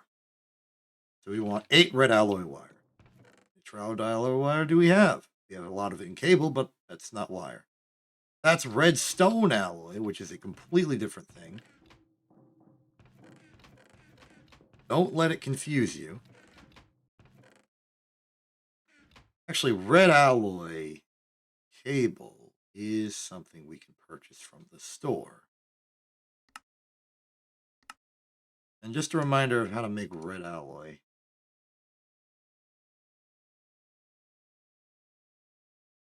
It is red alloy dust. I think it's an alloy because of the name. It is copper and 4 redstone. You know what? I will just take the red alloy cable we have so far, break it down. And you make them unpackager.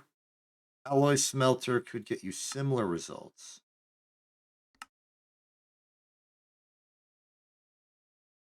This might actually be inconvenient. Macerator is probably our best. Wait, no, the macerator will just give us the... It'll just give us the rubber because our macerator is our baby and they only have 1 output slot. In which case, this is kind of a problem.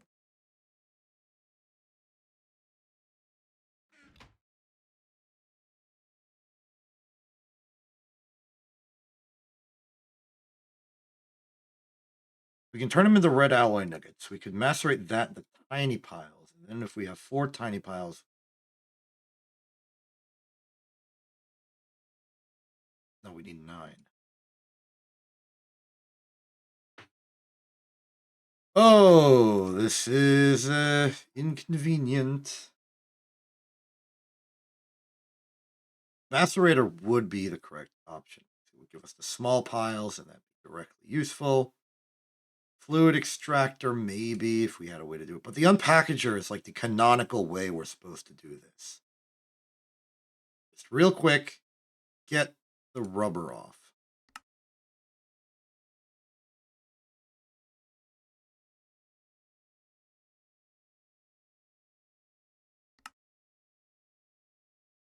Is it weird that we have no red alloy cable? Oh, we have a bunch of red alloy ingots. Better option. Just use that. So for the purposes of doing that, we probably want the wire mill set to 1. Put 1 in, see how many we get. I assume it's 2. It is 2. Put in 3 more. 4, 6, and 8. I'm spoiling it, but it's going to give us a total of 8. That's how math works. Next up, 2 resistors per and 2 vacuum tubes per. Resistors are purchasable. I think vacuum tubes are also purchasable. Yes. I can purchase them in bundles of 8. So I could totally cheat. And I might. It's probably a bad habit to keep cheating on this. What I really want is just like a good mining setup that assembles everything and factors it into things I actually need, but that requires a lot more machines, a lot more steel, and we're about to get more steel, but like it still takes some dang work.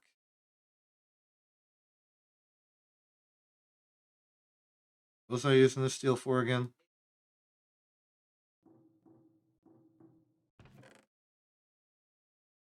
What?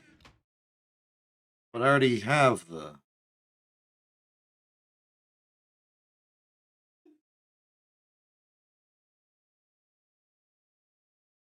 I'm confused. I am confused. I mean, 8 more steel is a perfectly fine thing to have. I just don't remember why I have it. Is it for one of these?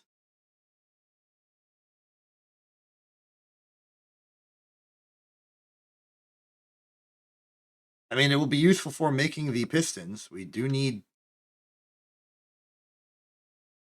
2 of them. 3, 6. We'd actually need 10 steel plates, so I'm glad that steel is there to be used, but I'm still just a little confused how it got there. Okay. 8 resistors, 8 vacuum tubes. Do we have any reserves that we could perhaps use instead? No. Great. That means I don't have to care. So,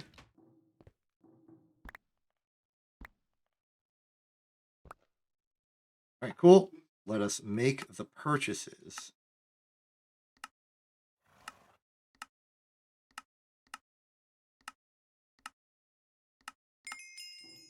We're not going to be able to do that forever. We are eventually going to run out of coin. But until then, all right, all that's left is molten tin. And we're going to need about 4 ingots worth of molten tin. Molten tin is something we have 4 ingots worth. So, more active can we see? Distillery centrifuge.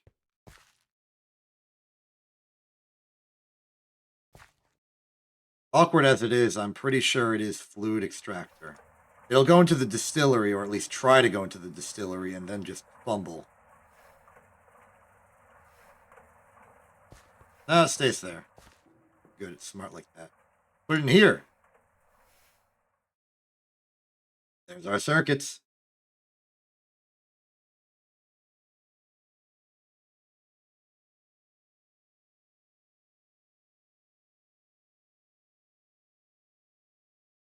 Well, to start.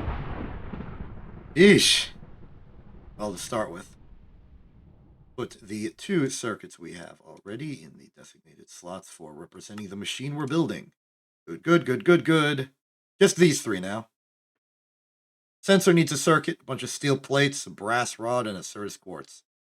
Robot arm needs a circuit, steel rods, tin cables, motors. Motors need a bunch of things. Pistons need motors, which need a bunch of things.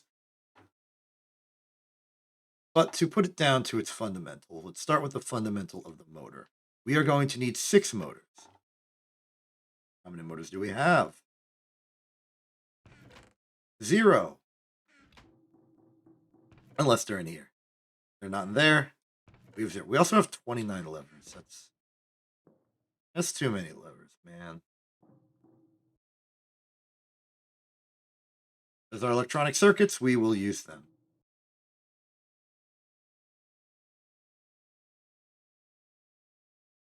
We only need 3 of them. One's extra.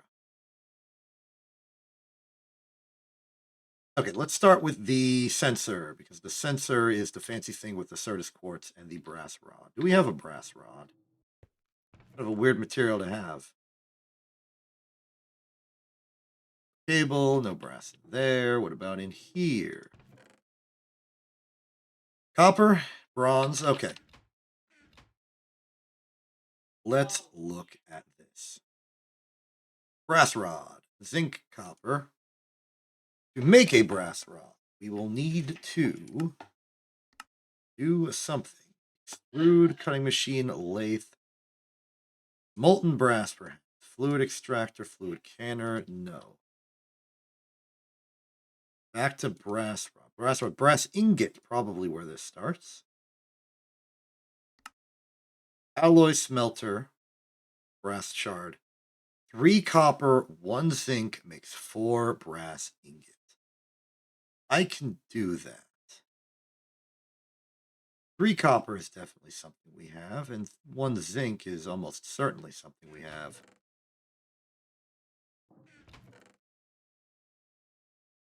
I don't even need to care about the particulars. We just need the zinc. Zinc. There you are. deploy the alloy.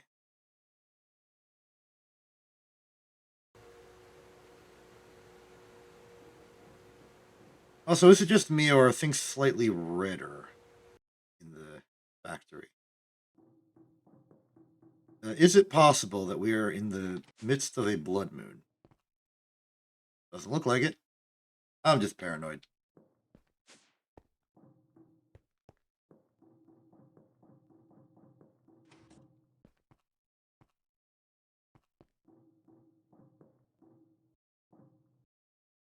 Yeah, that's 4 brass ingots. 4 brass ingots will be helpful. We only need 2 for what we're doing right here. Don't lathe the toolbox.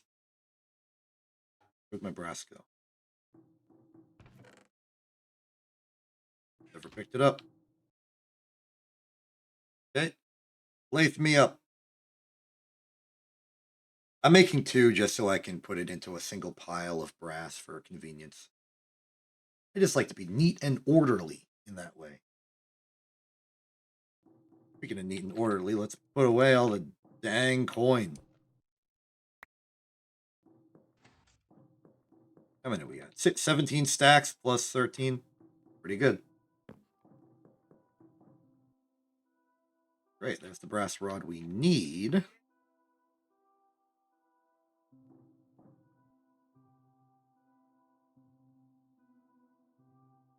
Brass, got the brass. Very nice. Meanwhile, the Certus quartz. What is Certus quartz? I remember it. It's an object we've dealt with before. Found in Certus quartz ore.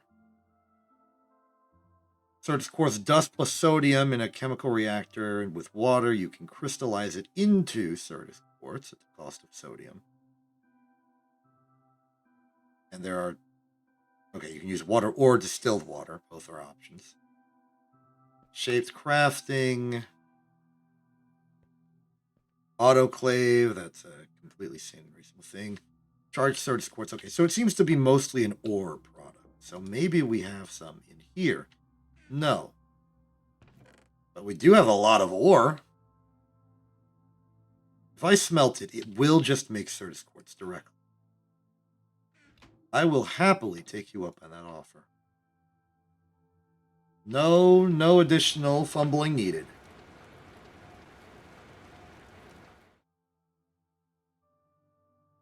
This is a battery that I'm crafting, specifically 49% full.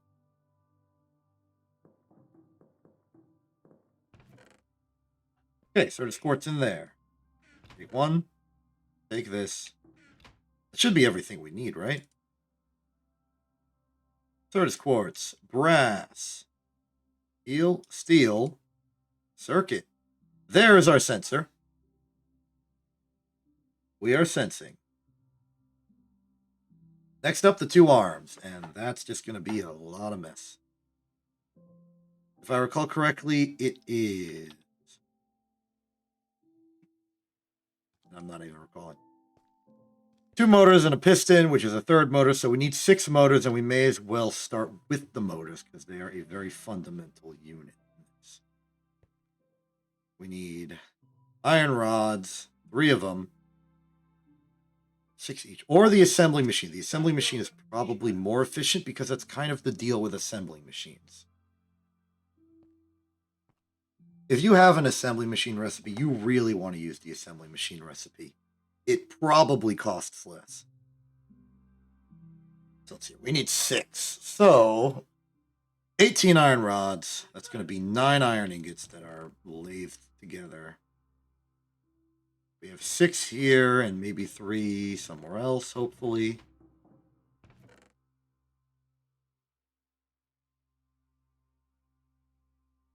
One, 3. Just to start, we want to lathe all of these. In fact, I'm going to lathe the 10th one, once again, for just the simplicity of dust management. We actually do have a few pre-built magnetic iron ingots, which we could lathe down into magnetic iron rods and just use those as is. I will not be doing that because I don't care.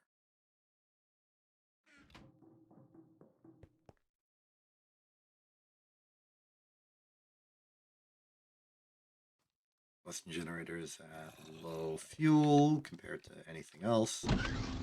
Close that door.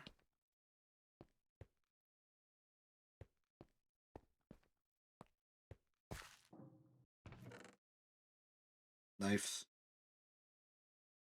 I'm just passing the time.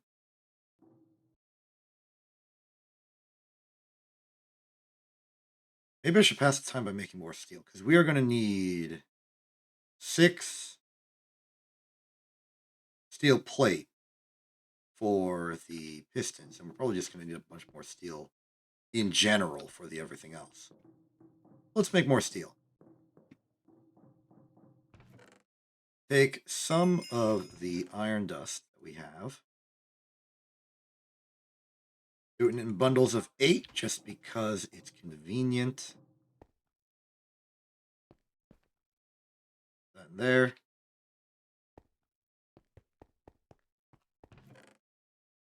Get another massive tank of oxygen. Put it in there.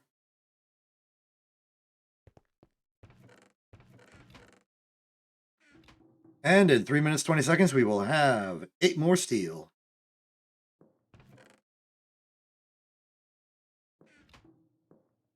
Meanwhile, the lathing is almost complete. I wonder what's the easiest way to just get pure oxygen. The electrolysis step is convenient, but it requires a bit of automation because we need to. We'd either need like an infinite supply of fuel cells, liquid cells, cans, the cells, or we need a way to dump hydrogen. Like we need a way to just expend hydrogen.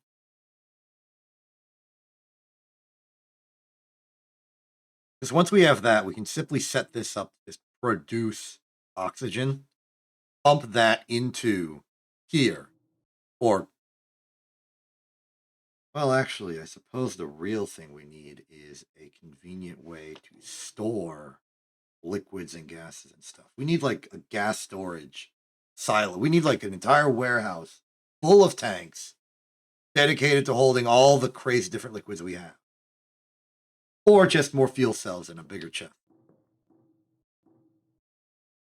Both are options.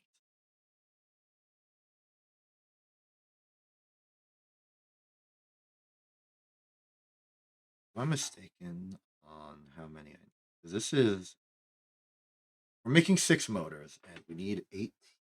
So, right, I accounted for both of the sticks that we would make out of the ingots.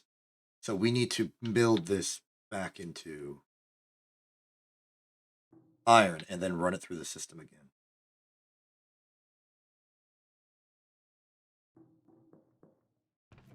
Oh, more accurately, we should probably just do 1, 2, 3, 4, 5, 6, 7, 8. Lathe it. And then we'll have our 9 dust. I'll put in here because it's where more dust is already. Meanwhile, it looks like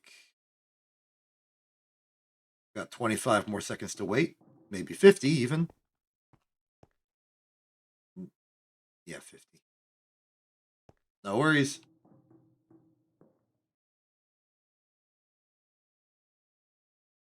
The iron rods are being lathed. Our output is good. Idling around 24. The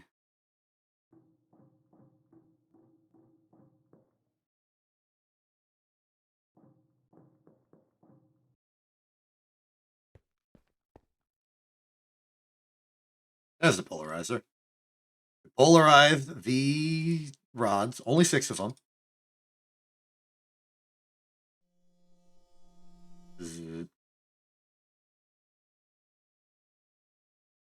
That might stall power.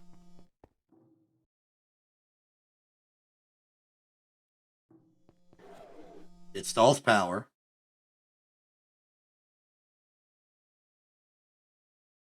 Fortunately, the power stall should be temporary. We are done using 2 machines at once.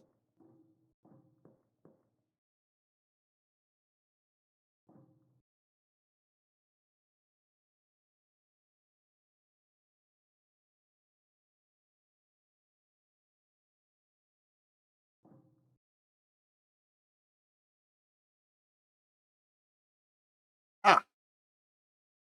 Netherrack dust machine is complete. This means we can dump all of our sulfur. We have a lot of which we have a lot of, which we have a lot of. We can then take all the dust we've been collecting, and we can begin smelting it into brick using the alloy smelter and an ingot mold.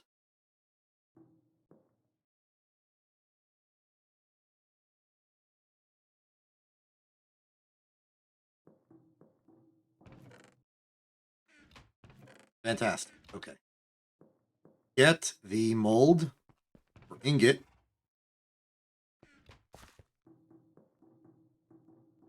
This is going to be a large burn on our resources for a while, but that is okay. At the end of it, we will have all the dust we need.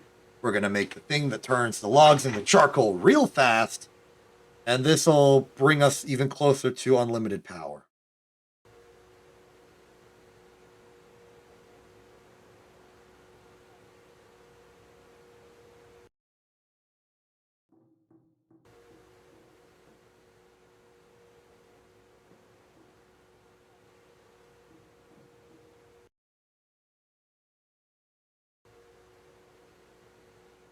All right, what's next? Right. The motors. The motor right here because that's what we have. Assembly machine. There is no circuit required. We just need a bunch of copper wire and tin cable. 4 per. So we are going to need 24 copper wire and 12 tin cable.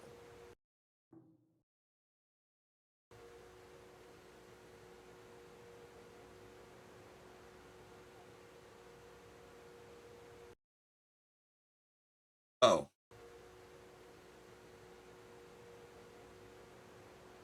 What the heck?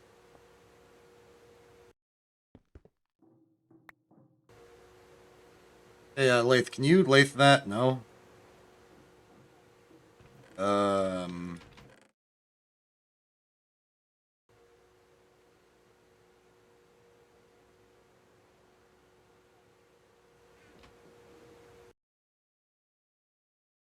Oops.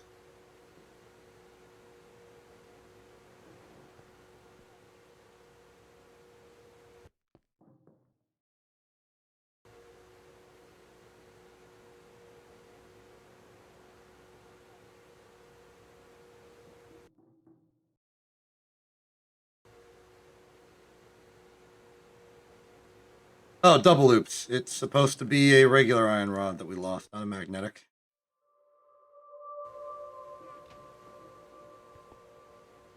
A new question. I just like real quick, real fast. There we are.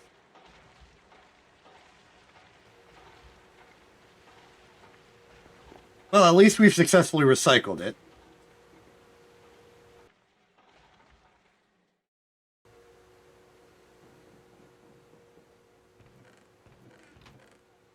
Downside is, of course, we need another.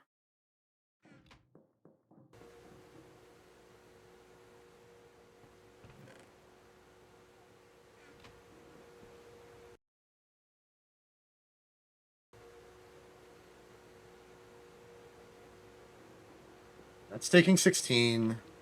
That's taking 2. There should be no power problems.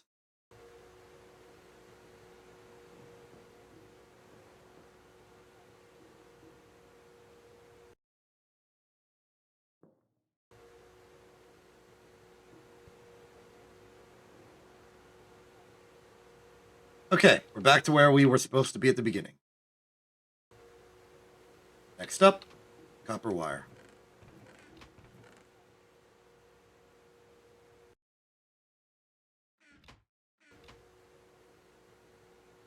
Yes.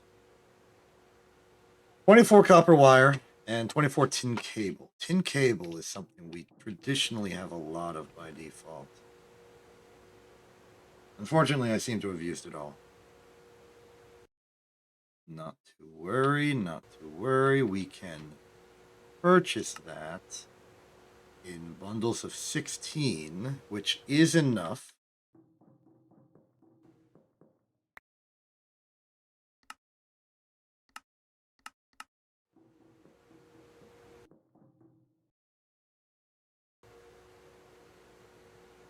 And 24 copper cable, copper wire. Well, we can get 32 right here. Easy.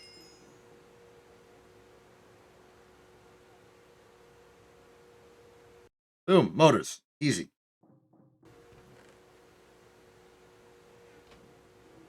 Now that is, again, stealing from ourselves. But I mean, what else are we going to use all these dang coins for?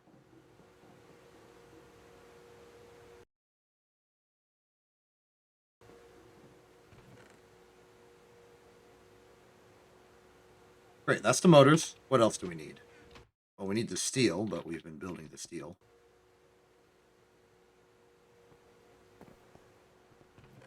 It's just in here.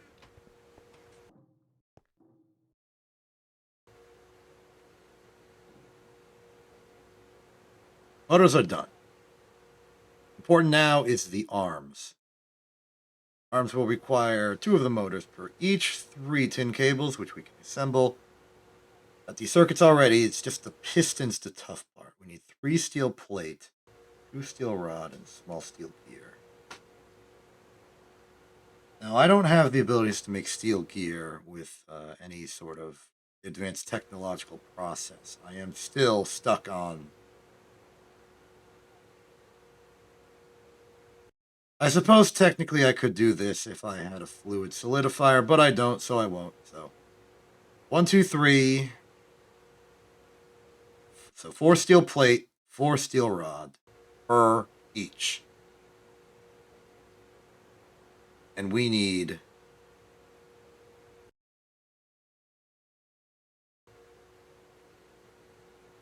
2 of them.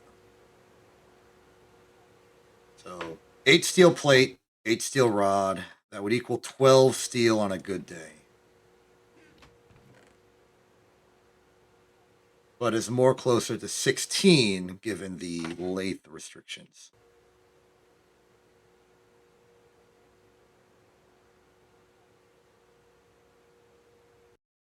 We do have the extra we need to make that work. So here's what we'll do. Get the steel plate from this classic vending machine technology. I will not activate the lathe because the lathe and vending machine together would probably stall out our power supply.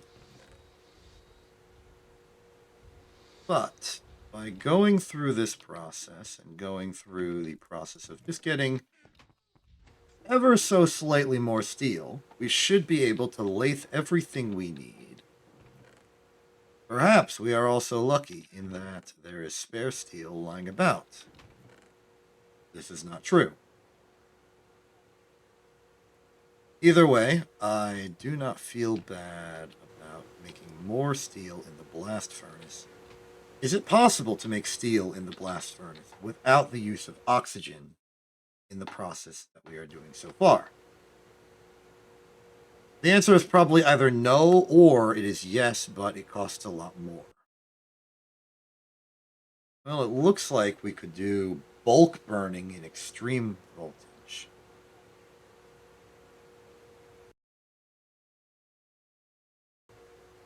Yes, it does seem like we do need iron for that step.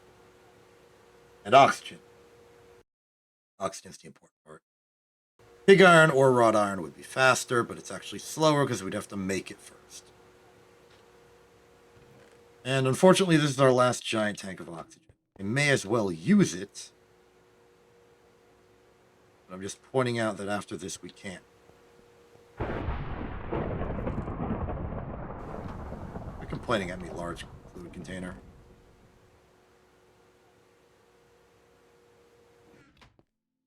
Put the steel in there. Don't put the toolbox in there. Please do not smelt the toolbox. I need that. All right, bending's done. Lace some steel. Wait. Oh, frick, that's the wrong operation. That, too, is the wrong operation. They do not make this easy.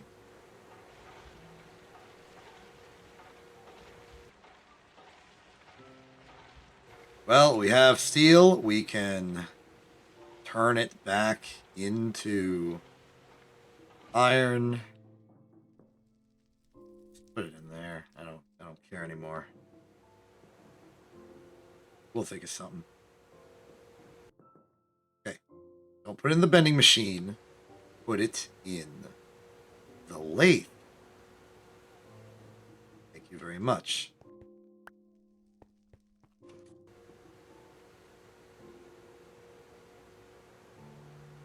I think it should come with a warning.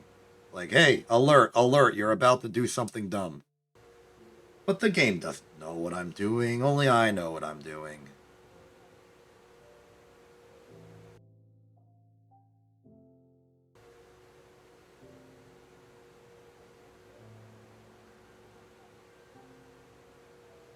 Aha, I alt-tabbed and we teleported to the future.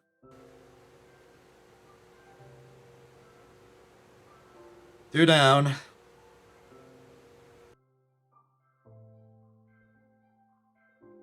Bunch more to go.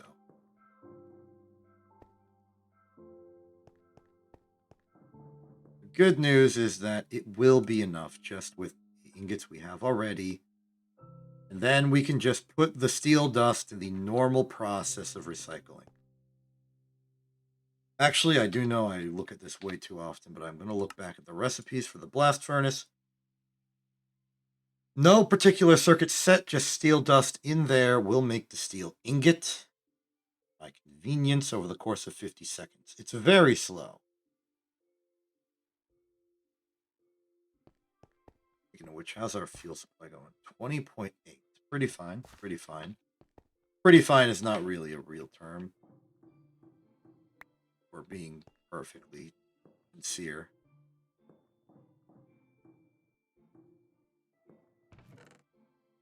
Put the spare steel in there that I just picked arbitrarily. Get more dust.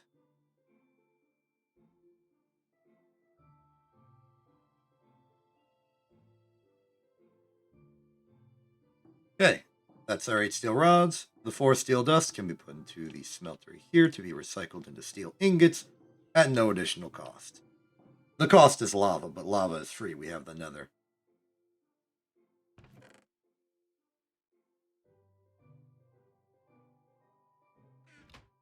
Okay.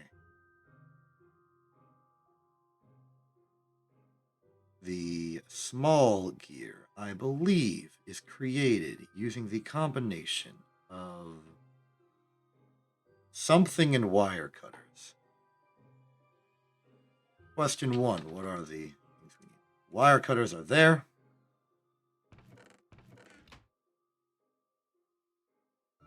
Is it hammer? Is it file? I think it's file.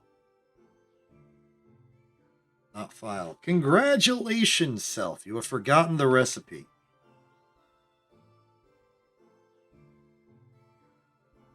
Nothing for it.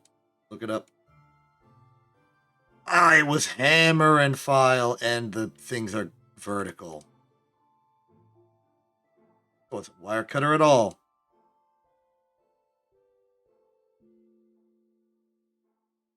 Wait. was wire cutter at all. Fixed it. Okay, next up.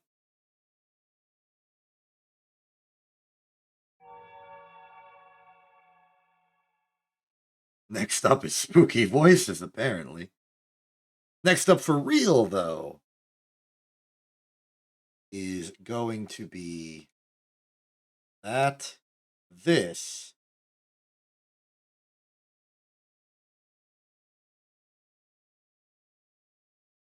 And then we need the tin cable.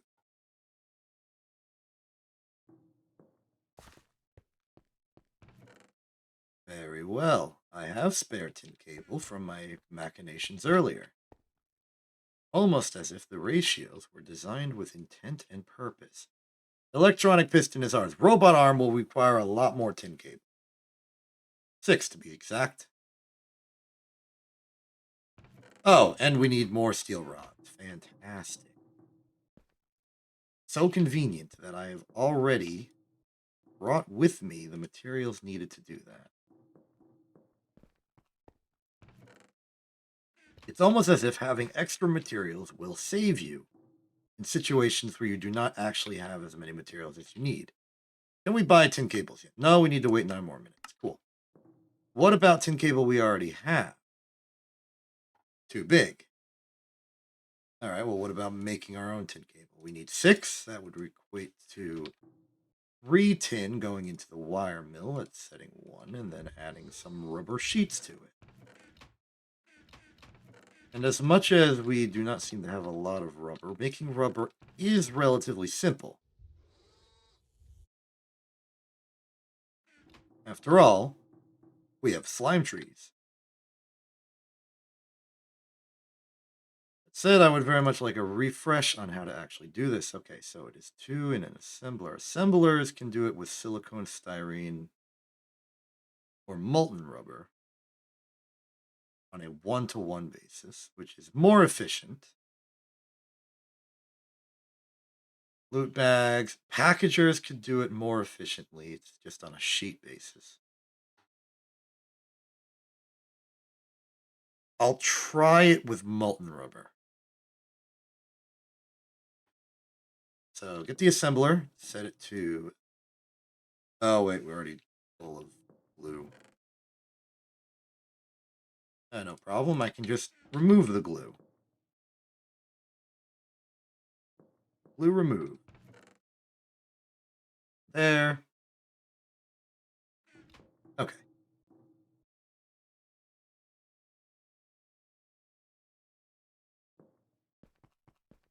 Our local fluid extractor should be able to extract the rubber, turn it into molten rubber.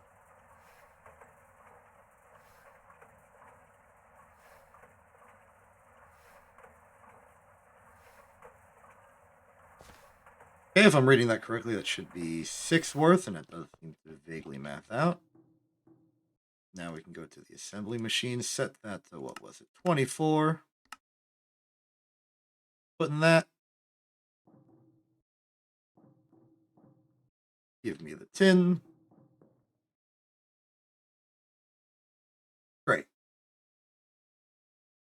I know I'm doing this step, and this step is saving us on rubber, but rubber at this point is a renewable resource. We just have infinite slime, and we can extract the rubber, and we can make the rubber out of it, I think. I mean, I guess there's the sulfur required, but that sulfur is easy as well. Honestly, if there's one if there's one resource here that is the least renewable and the most costly to lose, it's the tin itself. Because I'm not really good at mining, if I'm being perfectly honest. But we have our tin cable. We can make our arms. That, that. Here are our pistons. Get our newly lathed steel. And now I don't remember what the rest is. Circuits. Circuits like that.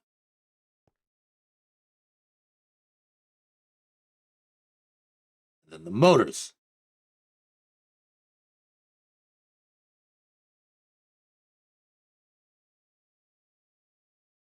Like, it's close. I'm in the correct ballpark. Oh, silly me. The circuit goes in the bottom middle. There we are. And with all this, we are truly going to be reaching the first big milestone of the day, the goal, the intent. We've made a low voltage crop manager. And what will we do with this low voltage crop manager? Simple. Struggle to have a system that operates on it well. That's what we're gonna do. We're gonna suffer. About the alloy. Do not cook my soft mallet. I need that. There we go. Okay. This is another one of those classic, where the heck do I put my machines to minimize inconvenience?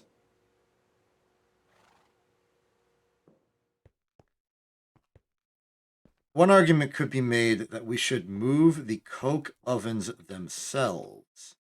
Put them closer. And I actually agree with this assessment because the coke oven will act as a temporary machine. It's kind of a stand-in right now. Because our true goal is to make the big thing.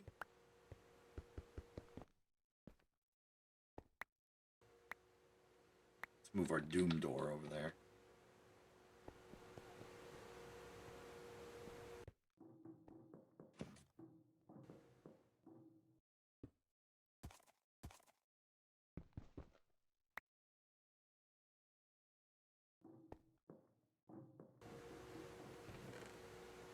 There, we're done with those.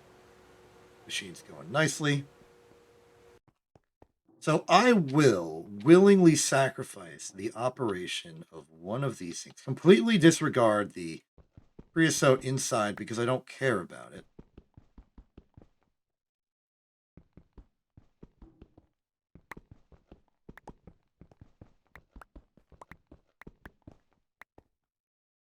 That 26, put a torch down there so nothing unbecoming happens to any hostiles down there. Put a torch there for safety. Put another torch there just to run out of that inventory slot to use something else. Then realize that I am going to have to get rid of all this because I need to put down the new oven.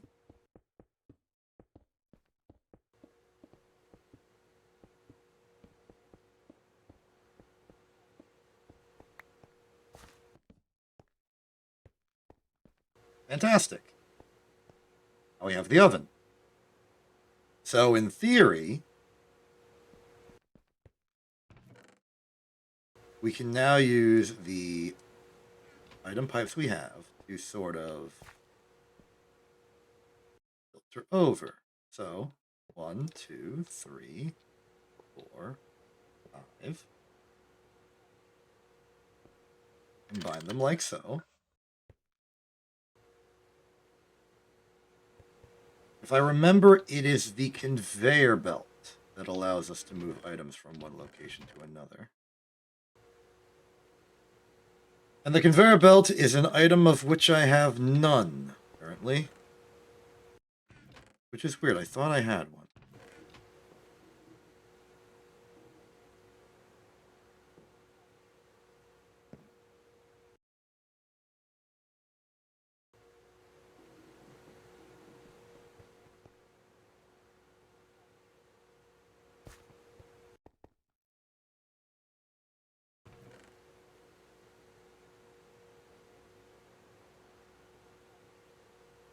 I'll look for it. Looking for it. This is me looking for it.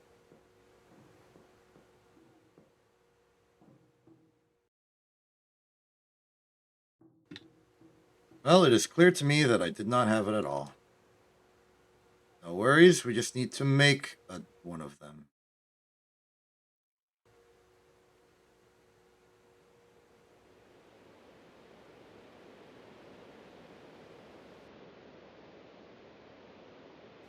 The conveyor module is a single tin cable, 6 rubber, 2 motors.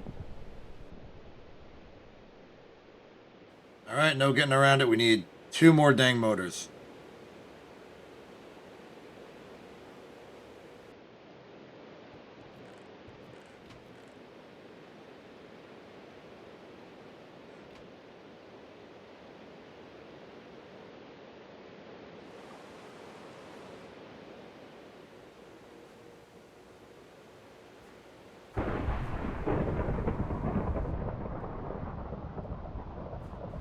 Meanwhile,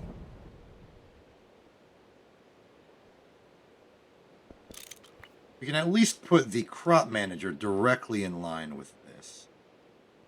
Facing down. Do you not have an output slot on?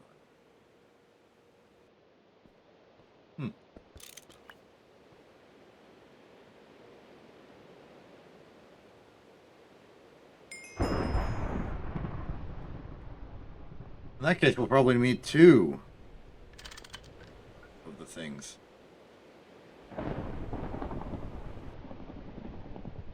This administration acknowledges that there is indeed a storm brewing outside. This administration, however, does not really care all that much.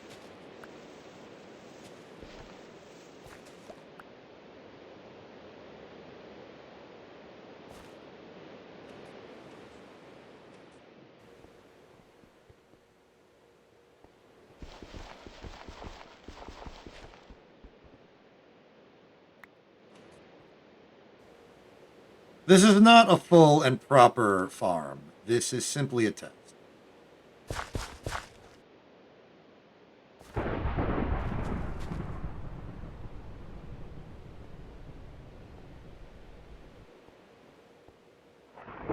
So, how do you use? How do you use one of these things?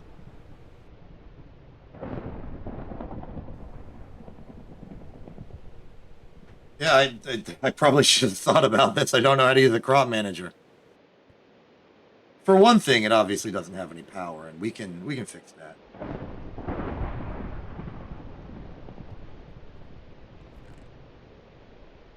Got a bunch of spare 4x tin cable lying about, and a collection of stuff in the way, huh?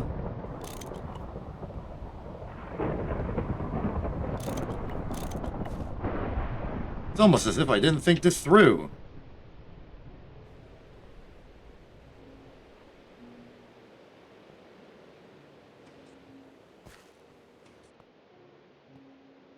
Okay, cancel that face. We don't need it.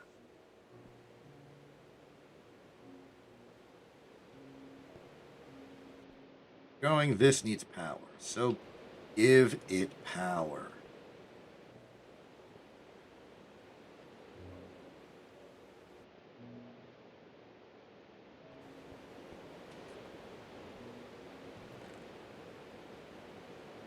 I say give it power.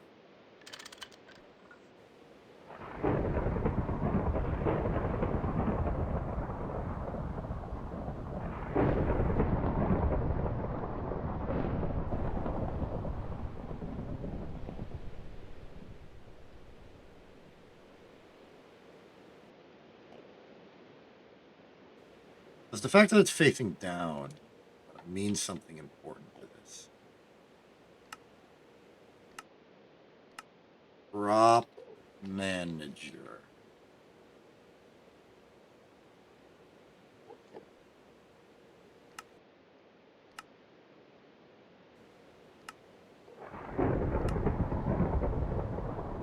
Two things. Unbreakable interact, tree with a lot of wood, okay.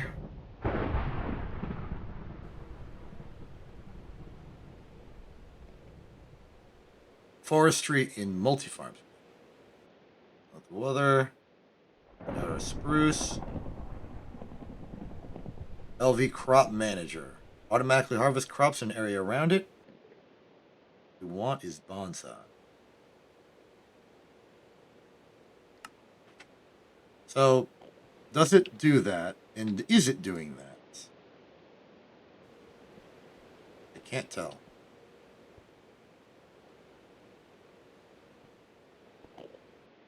It theoretically has power right now.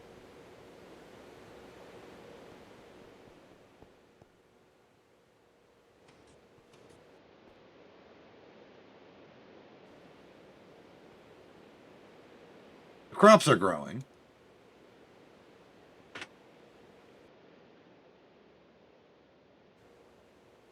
Got a lot of raw rubber dust. That's a consequence of the slime block that we were processing earlier. Raw rubber dust, when put into a chemical reactor with a little bit of sulfur, will get us molten rubber in abundance. Alloy smelter can also be used as a smaller, inefficient step to make rubber bars, but chemical reactor to molten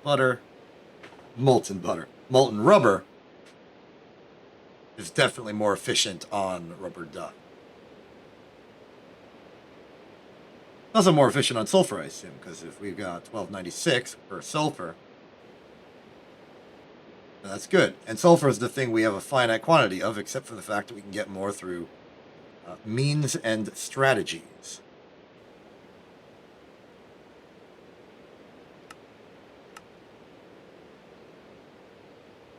Or let us remember what our goal is. Coke oven bricks, we're going to need a bunch of those, but we can get those, and we can especially get those if we just break down things we already have. Like, we get one extractor, which we have, and we can just start unassembling our coke oven bricks and making them into a better machine. The infernal brick, the thing we need is the coolant, and the thing for the coolant is lapis and water and a mixer. But right now we're working on the hot netherrack, which is electrical furnace of nether brick 1 by 1. That is going to need a lot of oxygen, I realize now.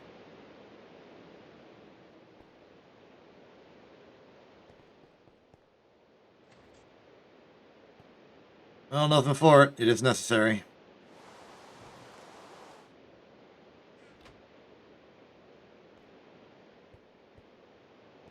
5%, 33%. Looking for any semblance of this doing something. Maybe we can give it water and it'll go faster, maybe?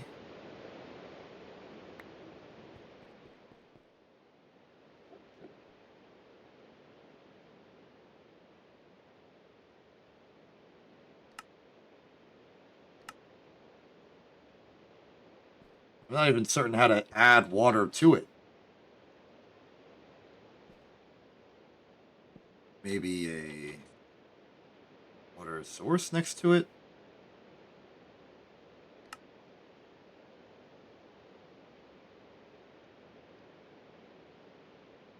No, there's water underneath it as well, so it should be taken from that if it were relevant.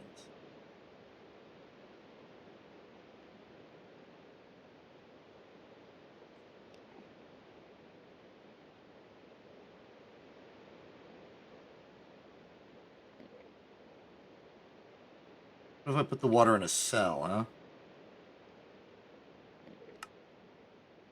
Negative on the cell.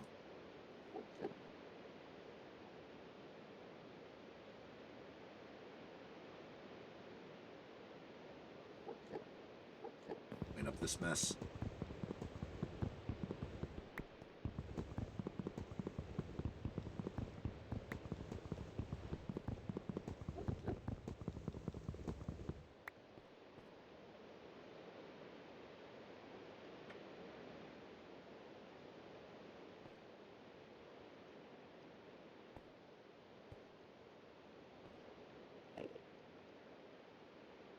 Doesn't even seem like it's acting like it takes power. It doesn't have a... Well, I guess these don't either. They don't even have a slot for those things. There's no battery spot. That's weird, right? Oh, hey, an ender buddy.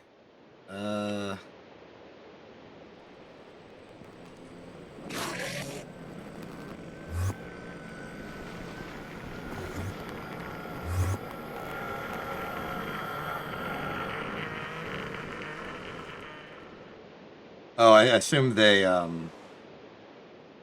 accidentally teleported outside into the rain and then teleport panicked everywhere, and now they're no longer interested in attacking me. Which is quite a shame, because I would have appreciated them attacking me.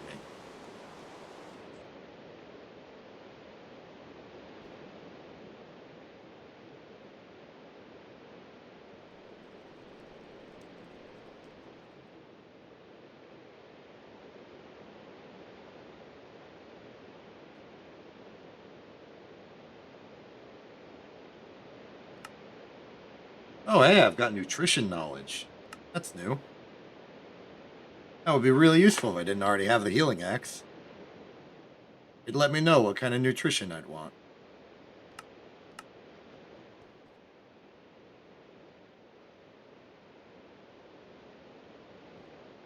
What am I waiting on right now?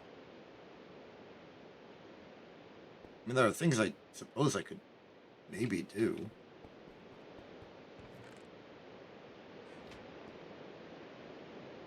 What's the status on everything?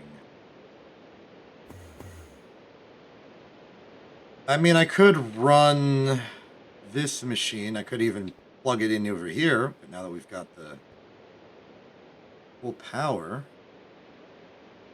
maybe piping water over to the crop manager.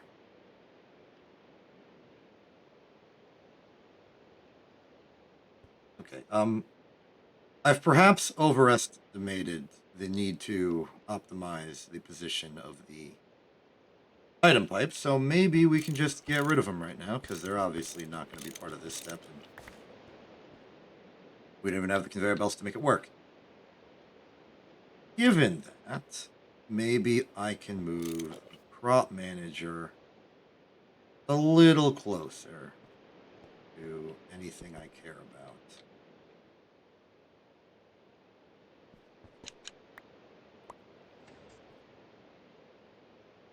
Let's read this here.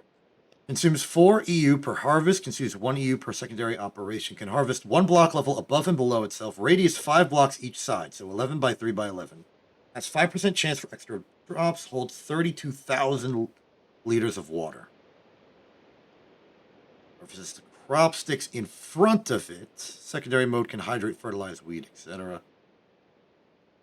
Okay. So harvests the crop sticks in front of it, can harvest 1 block level above below itself, radius 5. Okay, so it can actually sit pretty far away. 5 block radius. And it's a square. So let's just put it, I don't know, here. What's the bottom look like? Don't know. Maybe the bottom's where the water goes. We've got the pipes. Let's try it out. Think. There we go. 6, 5, 4.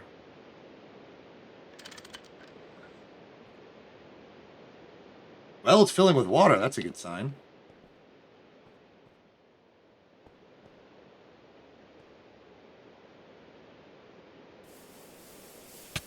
Whoa, whoa, whoa, whoa, whoa, whoa, whoa, whoa, whoa, whoa, whoa, whoa, whoa, whoa, whoa, whoa.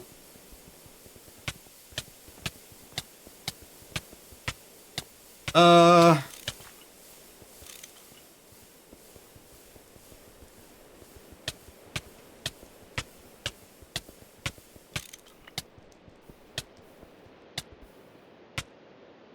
Um...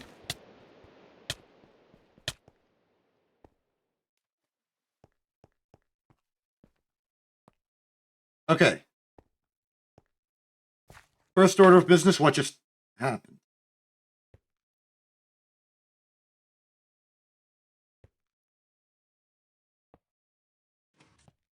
Okay, actual first order of business. Science, real quick, if this can fuel from here. It can fuel from there. Cool. So, I don't fully understand what happened. My running theory is that the boiler vented steam up through the pipe in the millisecond moment where it wasn't filled with water because it was funneling that way. And so this pipe above it became empty. This thing then attempted to output steam through it, and the steam is too hot and set the pipes on fire. That's the only theory I have right now. This may means that in the future we will need to more intentionally force the inputs and outputs of machines. Okay. The disaster is over now. The adrenaline has not yet worn off.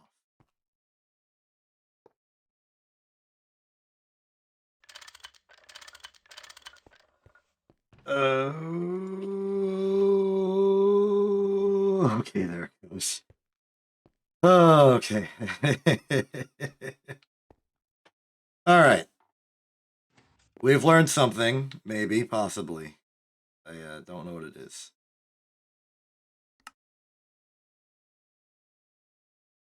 You fertilizing stuff? You don't have to, really. How's the water supply going here? You're nearly full, you're nearly full. The water's flowing, you're flowing water. If I turn that on, you suddenly stop flowing in water, probably because you're too busy fertilizing stuff. If you can still acquire water while... If you can acquire crops while filling with water, then that's fine. Meanwhile, I'm going to take care of removing all of these extra cable so that we may use it elsewhere.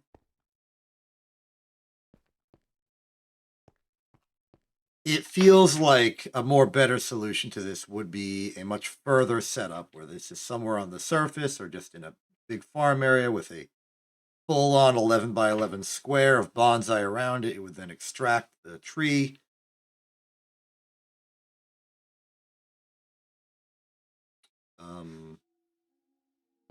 Okay, it's at stage size 2 of 3. I guess that means you're not done growing. You're at phase 2.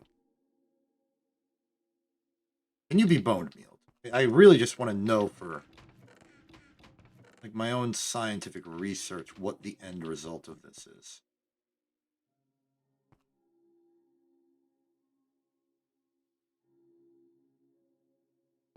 Well, hold on. Bone meal is fertilizer, yeah? Okay, I guess technically not. Now hold on a second time. Fertilizer is something we could theoretically make. This is probably the one we want. Chemical reactor, calcite, and ash.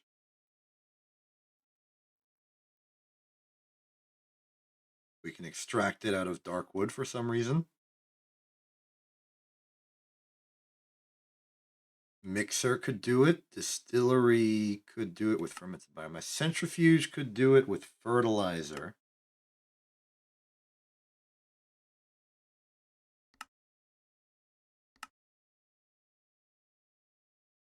So what's our choice here? Chemical reactor. Put some water, ash, and calcite dust. I'm willing to try this. 1 water, 3 ash, and a calcite dust. We're bound to have a calcite dust somewhere. We most certainly do.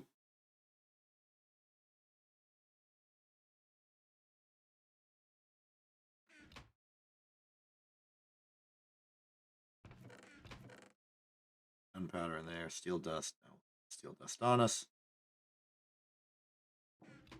3 ashes and 1 water. 3 ashes. There's the chemical reactor. That's the electrolyzer. Chemical reactor is down here. Calcite, ash, water. There we go. We have invented fertilizer. Put the fertilizer in here, what happens? Something. Oh, it's gone.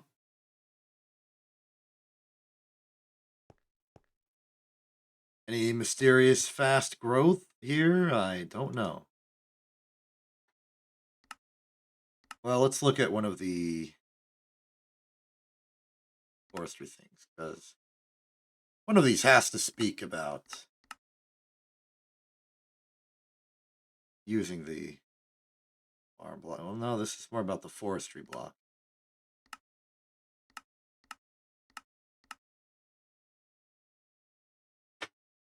Let's see here. Flowers, focus, bees, energistics, automation, multi-block. They did mention multi-block. Air filter, tape.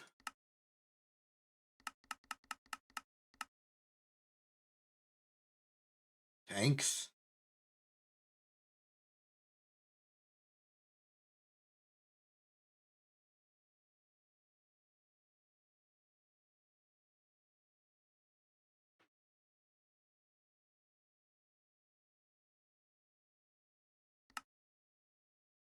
Yeah, this is our goal. Hold up. Why is it only asking for 68? If I made a mistake. Oh, I have made a mistake. One brick and one brick is combining into two bricks. We need half as many bricks as I was thinking.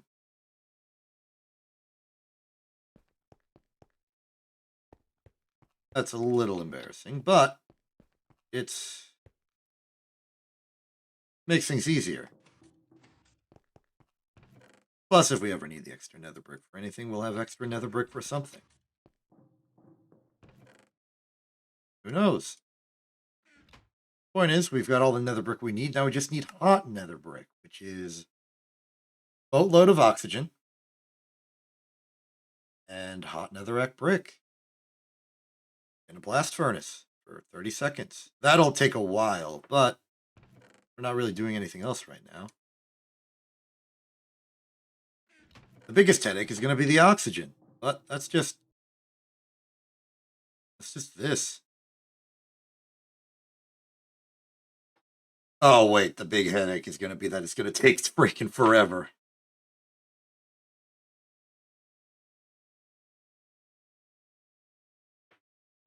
Maybe we should move the electrolyzer over to the benzene setup.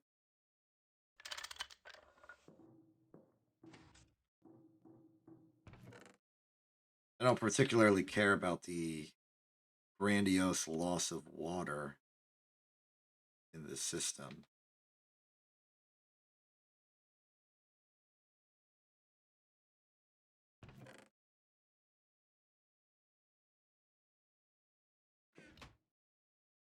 But I'll take what I can.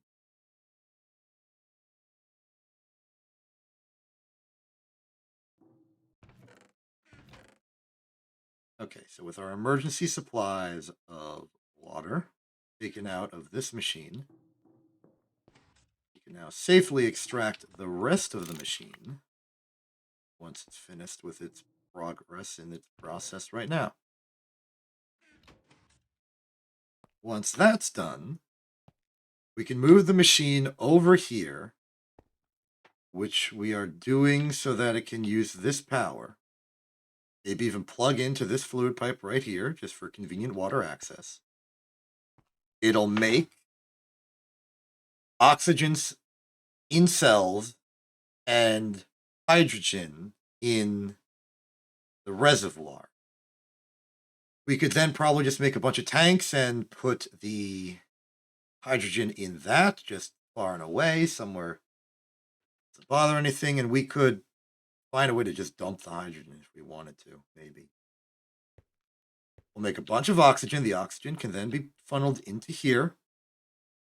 Once in here, we can use it to do whatever. Let's just take a look at the uses for hydrogen real. Hydrogen heavy fuel can make lightly hydrocracked heavy fuel. Ethane, light butane, naphtha, butane, propane, ethylene, butene, propane, heavy fuel, light fuel, butene, ethylene, ethane. We are using benzene. Is there any way to combine benzene and hydrogen in a way that might be useful? Zinc sulfate, we can combine it with sulfur to make hydrogen sulfide, which is a bit more liquid dense for good storage, I guess. Fluorine is something we're about to have a lot of because of the coolant. We could make hydrofluoric acid, and the hydrofluoric acid can be used in ways to make things. Backing up a bit. We can mix it. We could just burn it, but the blast furnace uses it for things, right? Energetic alloy dust, energetic silver dust, ardite, vibrant vivid alloy. And we're in high voltage now, so that doesn't matter. Assembler uses it for things. What does the quest line in general promote hydrogen as being for? There are many other ways of obtaining. Okay, examples are chemical process. This doesn't tell me what to use it with, but I assume we will need it for these emergent properties. Light fuel, for instance, is made with sulfuric light fuel and hydrogen gas. Sulfuric light fuel is made from oil. I could just power up a gas generator, let it burn, find some excuse for it to burn, just make some really powerful burn setup. But I feel like hydrogen is theoretically very useful. I just don't know what.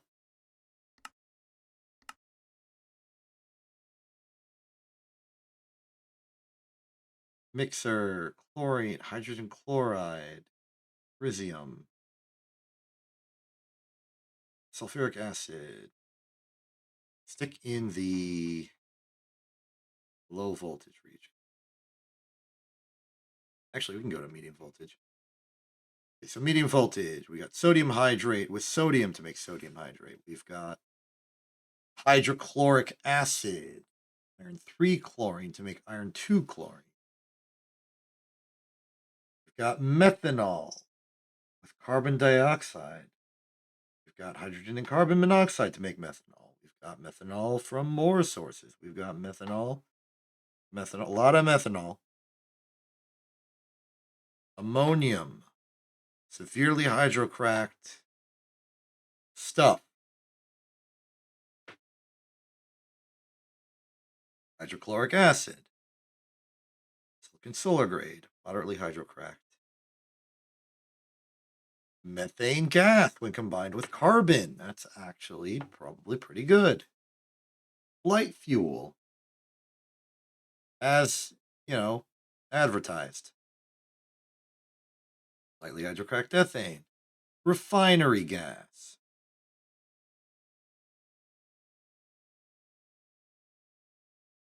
Wait.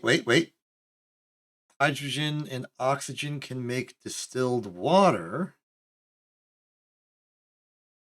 I mean that's true, but that requires oxygen, which is very explicitly the thing we're trying to produce here. Hydrogen and sulfur makes hydrogen sulfide cells. Hydrogen sulfide cells are used for making diluted sulfuric acid or being combined with sulfur dioxide to make sulfur.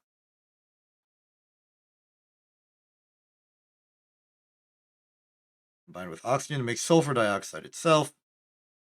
Combined with 3 oxygen. Hold up. 3 oxygen to make sulfur dioxide and water. Then sulfur dioxide combined with 2 of that to make 3 sulfur and water. and then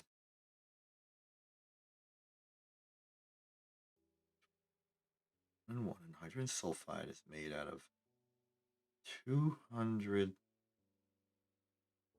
Okay. There's math going on here. I'm trying to cheat the system because hydrogen sulfide combined with sulfur dioxide to make sulfur,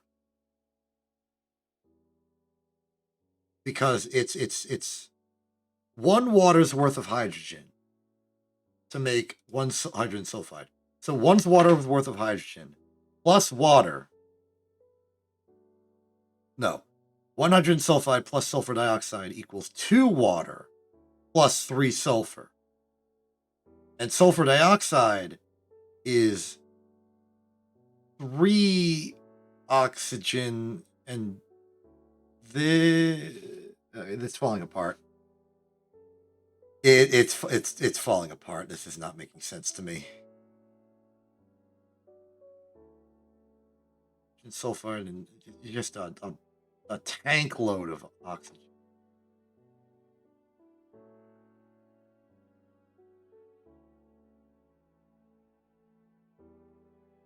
Sulfur dioxide makes sulfur or sulfur trioxide or sulfuric acid or just sulfur. Chemically process it into sulfur for all of your sulfuric needs. There's an oxygen.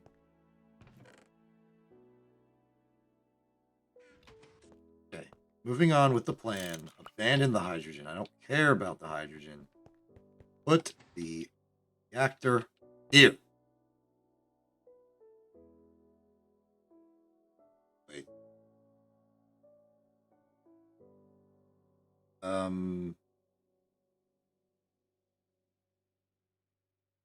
No, yeah, this works, right?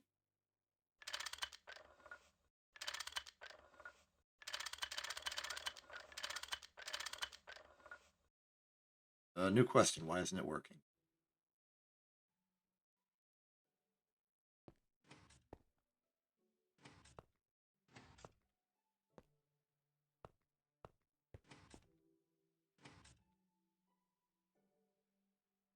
Pipe.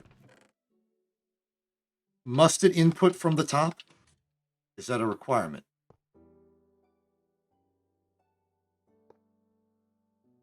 No.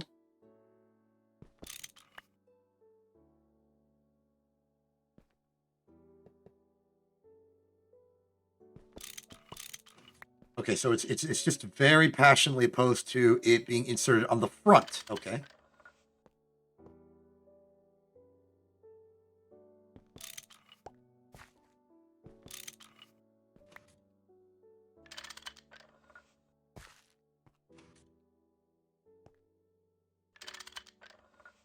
The machine facing is east. That is east. Okay, so it's complaining about the machine facing, I assume. Not a problem, not a problem. We can simply point the machine that way.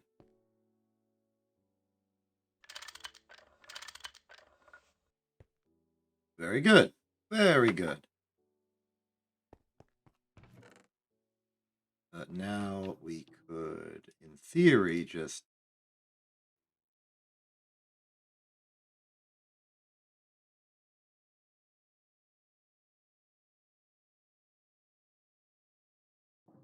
do something vaguely reminiscent of this.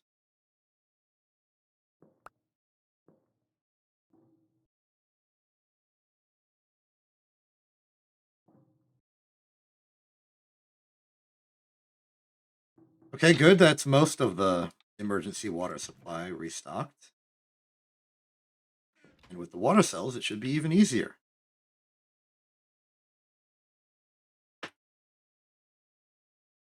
Good.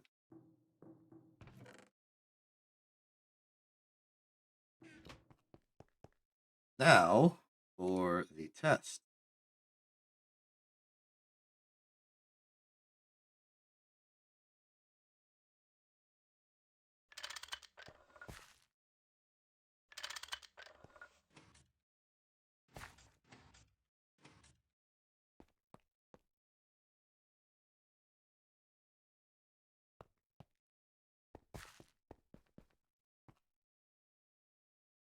So I don't know how to deal with the hydrogen in a convenient way.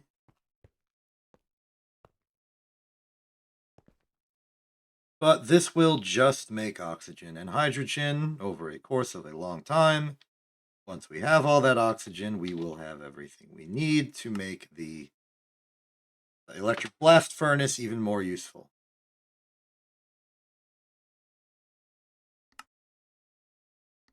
Would love to know how to get more oxygen easier, though. So let's look at the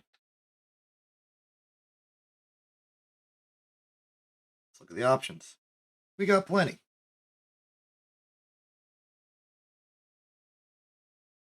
Centrifuge some uranite. Chemical react some carbon and hafnia. Fluid extract some oxygen comb. Centrifuged a whole lot of air.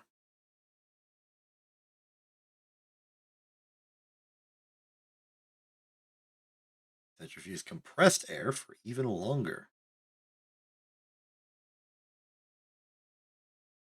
Centrifuge air. Yellow limonite and empty cells will make oxygen as a byproduct, as will those. Calcium, owlite, wolfenite, plutonium, europa, Enceladus, Hg1223.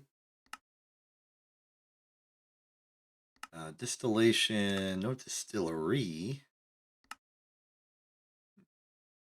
The electrolyzer has been how we've been doing it for so far.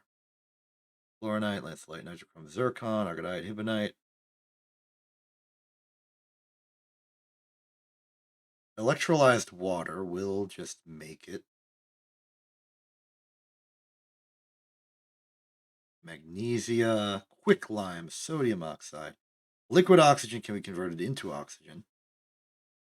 Cobalt oxide can be turned into cobalt dust with no losses. Cobalt oxide, does it have other uses that I need to be concerned about? The only other one seems to be cobalt 2 acetate, which is used to make cobalt 2 naphthenate, which is used to make terephthalic acid cells, which is a whole other ordeal. Okay.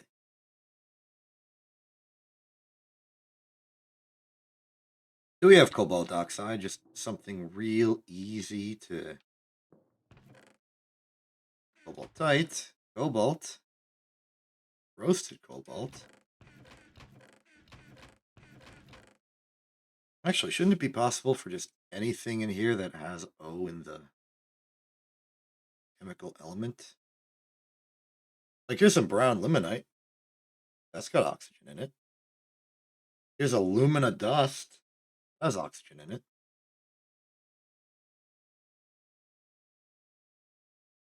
Get enough alumina dust and 3 carbon, you can make like 4 aluminum at medium voltage, which is well within our range. Get that alumina dust with some cryolite, you just get aluminum ingot immediately. The assembler can turn it into a milling ball.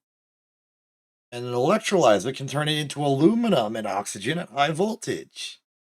Great. That probably cuts out a lot of inconveniences, but requires high voltage.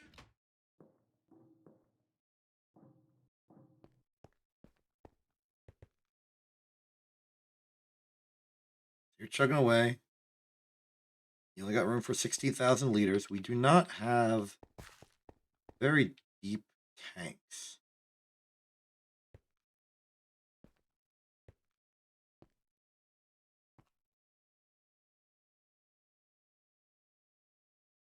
Yeah, I just really don't know what to do with the hydrogen.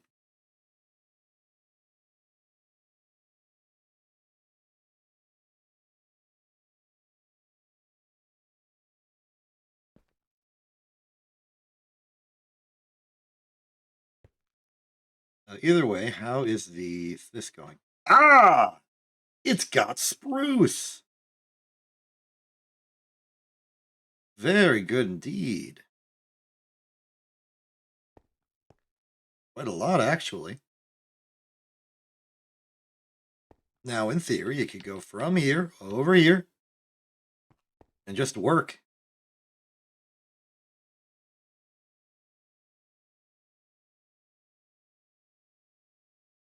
Yeah, okay, this is gonna make one full oxygen cell, like big cell of oxygen, and then stop. We have so much hydrogen and nothing to do with it. Is there a way to just empty fluid cell?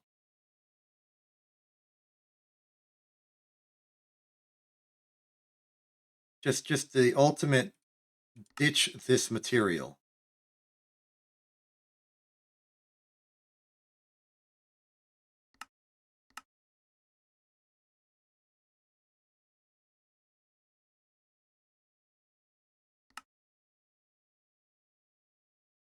Vacuum freezer could turn it into liquid hydrogen. We could just make a bunch of crazy ceramic electrolyte things.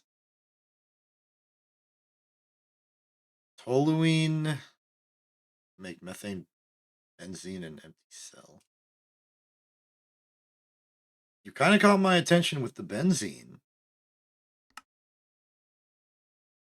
Energetic silver dust and an alloy blast. Chemical plant, comet, cryogenic freezer. Just turned into something else. Hydrogen chloride mix, or hydrogen chloride mix, or hydrogen chloride mix. Fluid canner can extract the cells in the hydrogen. It can put it in the things. Gas turbine.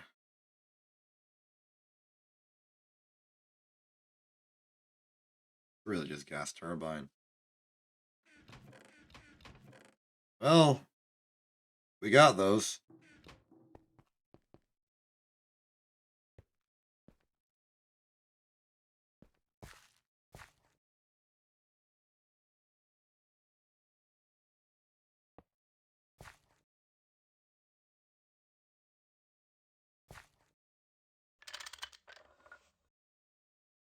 Fluid auto output, if you please. Now it goes into there where it will do absolutely nothing of significance.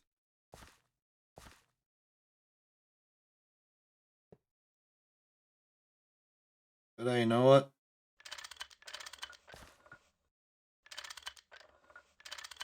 You know, an emergency source of power is an emergency source of power.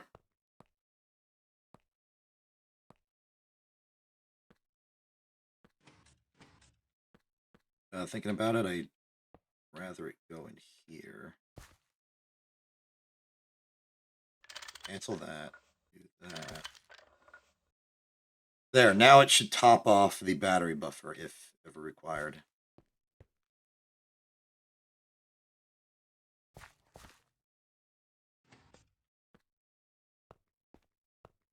Would like if I could prioritize the hydrogen just so I could get rid of it.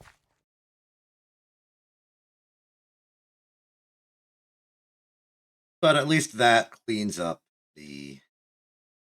this. Now we're making water. We've got 5 water. Eventually we're going to need a stack of water.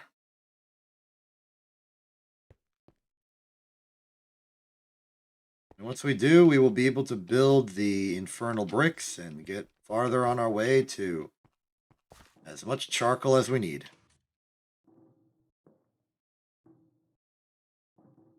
Pretty good progress, if I do say so.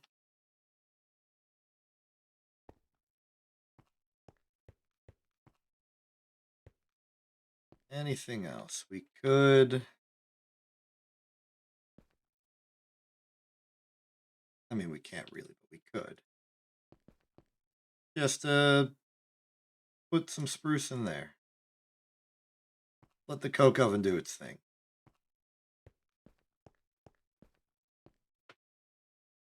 This is definitely the start of a full, proper, automated power setup. It's not perfect yet, but it's getting there.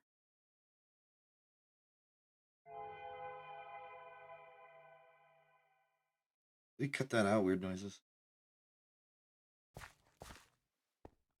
So we could extend the bonsai setup significantly make it the proper 11 by 11 monster that it could be. Have all the wood, pump it all into the brand new super coke oven that we're building, or reaching eventually. That can then be funneled into the power production here. And from that, we will have a good, solid source of electricity, which can then power all of the machines we need. And then we can start justifying having multiple machines, having machines dedicated for one particular assembly line, and everything just becomes cool and amazing eventually. We are definitely not making any more technological advancements, but the improvements in logistics will certainly help springboard us to a new and cool future, I believe.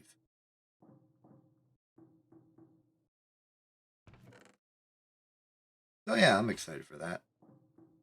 It has been 3 hours, and I'm honestly surprised I was able to handle doing a 3 hour stream of Greg Tech without Quint. I don't expect that usually. But I'm happy it happened, and I really just sat in this building to do it. So let's take a look outside, see what kind of wacky stuff's going on in the outdoor regions. Uh, all right, cool. Glad we had that experience outside. Glad to know what's going on out there, and I'm glad I'm not out there anymore. I'm gonna go. I'm Exception. This isn't TV. Have a good day, and good night.